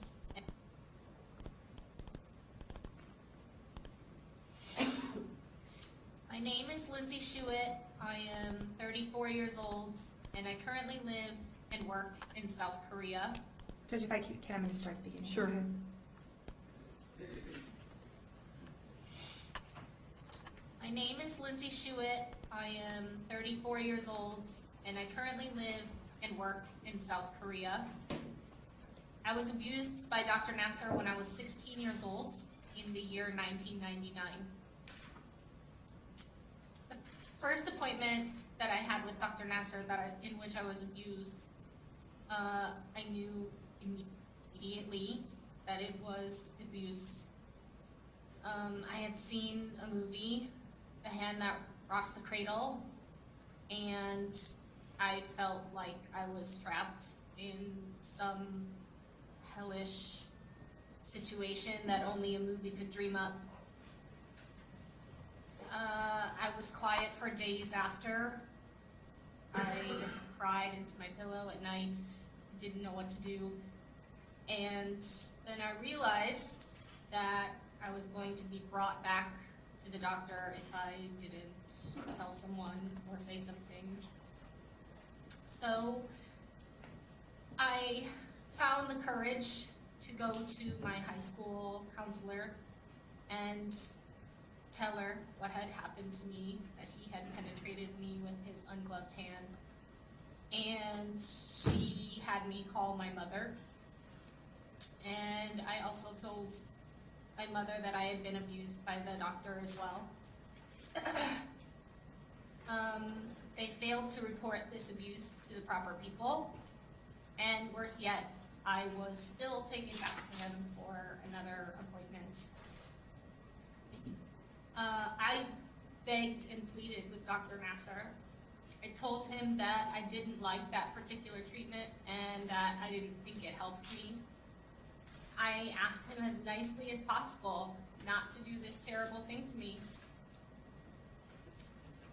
After there was only blank onlooking from my mother, Dr. Nassar became emboldened. He gave me a stern chastising. It still crushes me to think of it to this day. He was the doctor. He knew better. He has worked with so many amazing athletes. I wasn't allowed to refuse treatment because I was just a young girl and I didn't know. Then he softened, as he always did. He just wanted to help me and set me on a path to healing. I was backed into a corner. I needed to break free from his abuse. No one was going to help me, and he refused to stop. So that day, as his ungloved fingers began to penetrate me again, I screamed out. At first, I was terrified of what would happen next. It went silent. He stopped for a moment, but then it became clear that he was going to go right back to his abuse. As he began to penetrate me once more, I screamed out, and this time, let it all go. I couldn't hold in my suffering any longer. I was going to scream and wail until he never touched me again. I was going to sob so loudly that not only did it match the screaming anger I felt inside, but it would alert every single person in that building that something was incredibly wrong in that doctor's office. After that day, nothing more was said or done by anyone. Dr. Nassar didn't want anything to do with me, so he referred me to a different female doctor in the program. Upon seeing her, she had expressed her disbelief that I had not seen the rheumatologist yet. Upon examining medical records that further confirm this, it is obvious that Dr. Nassar was not only abusing me for his own purposes, but keeping me from proper medical treatment that I needed. After reporting what he had done to both a parent and a school official, I believed there was nothing more legally that I could do. I knew no other way of reporting, and so just had to go on, defeated. I told myself to forget. I told myself that I had to be the only one. These were my beliefs until this story began to resurface in 2015. However, Dr. Nassar's abuse has had obvious and severe effects on my life. It is excruciating to lay them to bear here for you, to admit that I've allowed someone to build faults inside of me. But I shall share just a few of the many ways that my life has been marred. I distrust men. I disrespect my body in many ways because I don't feel it has value. I become irrationally emotional when trying to express a problem with an authority figure. These experiences have had a serious negative effect on my family, my health, my personal life, and my professional life. And so now we come to the question of how much is a young girl's quality of life worth? A subsequent lifetime of tears, anxiety, and depression. If you only counted the 60-some women who were brave enough to say they wanted to press charges, would 60 years be enough? Would 120 be even close to fair? I know we have to stay within the realm of something feasible, but to me, no amount of time could be enough. For those who say that he seems to be no longer dangerous, or that he now seems remorseful, let me be clear. His recent words in the courtroom have still been that of a manipulative predator. To craft a response that shows remorse, not for what he has done, but just that it became so wildly infamous. To somehow imply that his guilty plea is an act of falling on the sword, and that all he wants is the best for these girls, for us. It's all his way of seeming unassuming, when what lurks beneath is something so sinister, he could never truly come to terms with it himself. He hasn't changed, he won't change, and he will manipulate people whenever there is any opportunity. whether in the free world or even while incarcerated. If anyone deserves to never see the light of day again, it is this man. Thank you for this opportunity to speak. To Lindsey, I want her to know that her screaming is being heard all the way in 2018. We are sending defendant, I am sending him, along with other judges, on a path to prison. She echoes what I said earlier, that he likely had billings and other crimes. He treated her for his own gain and not with proper medical treatment or need for an appointment. Her question really resonates with me. I will decide at sentencing how long the plea agreement, which as I said, I will honor, but on the tail end, I'll make that determination. How much is a young girl's life worth? Our Constitution does not allow for cruel and unusual punishment. If it did, I have to say, I might allow what he did to all of these beautiful souls, these young women in their childhood. I would allow someone, or many people, to do to him what he did to others. Our country does not have an eye for an eye, and Michigan doesn't have the death penalty. So I don't know how to answer how much is a young girl's life worth. But I have children of my own, and there's not enough gold in the planet that would satisfy that question. And I think all of you victims are gold. You're valuable. I'm so very sorry this happened.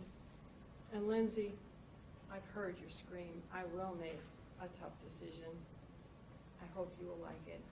Is there anything else for this record?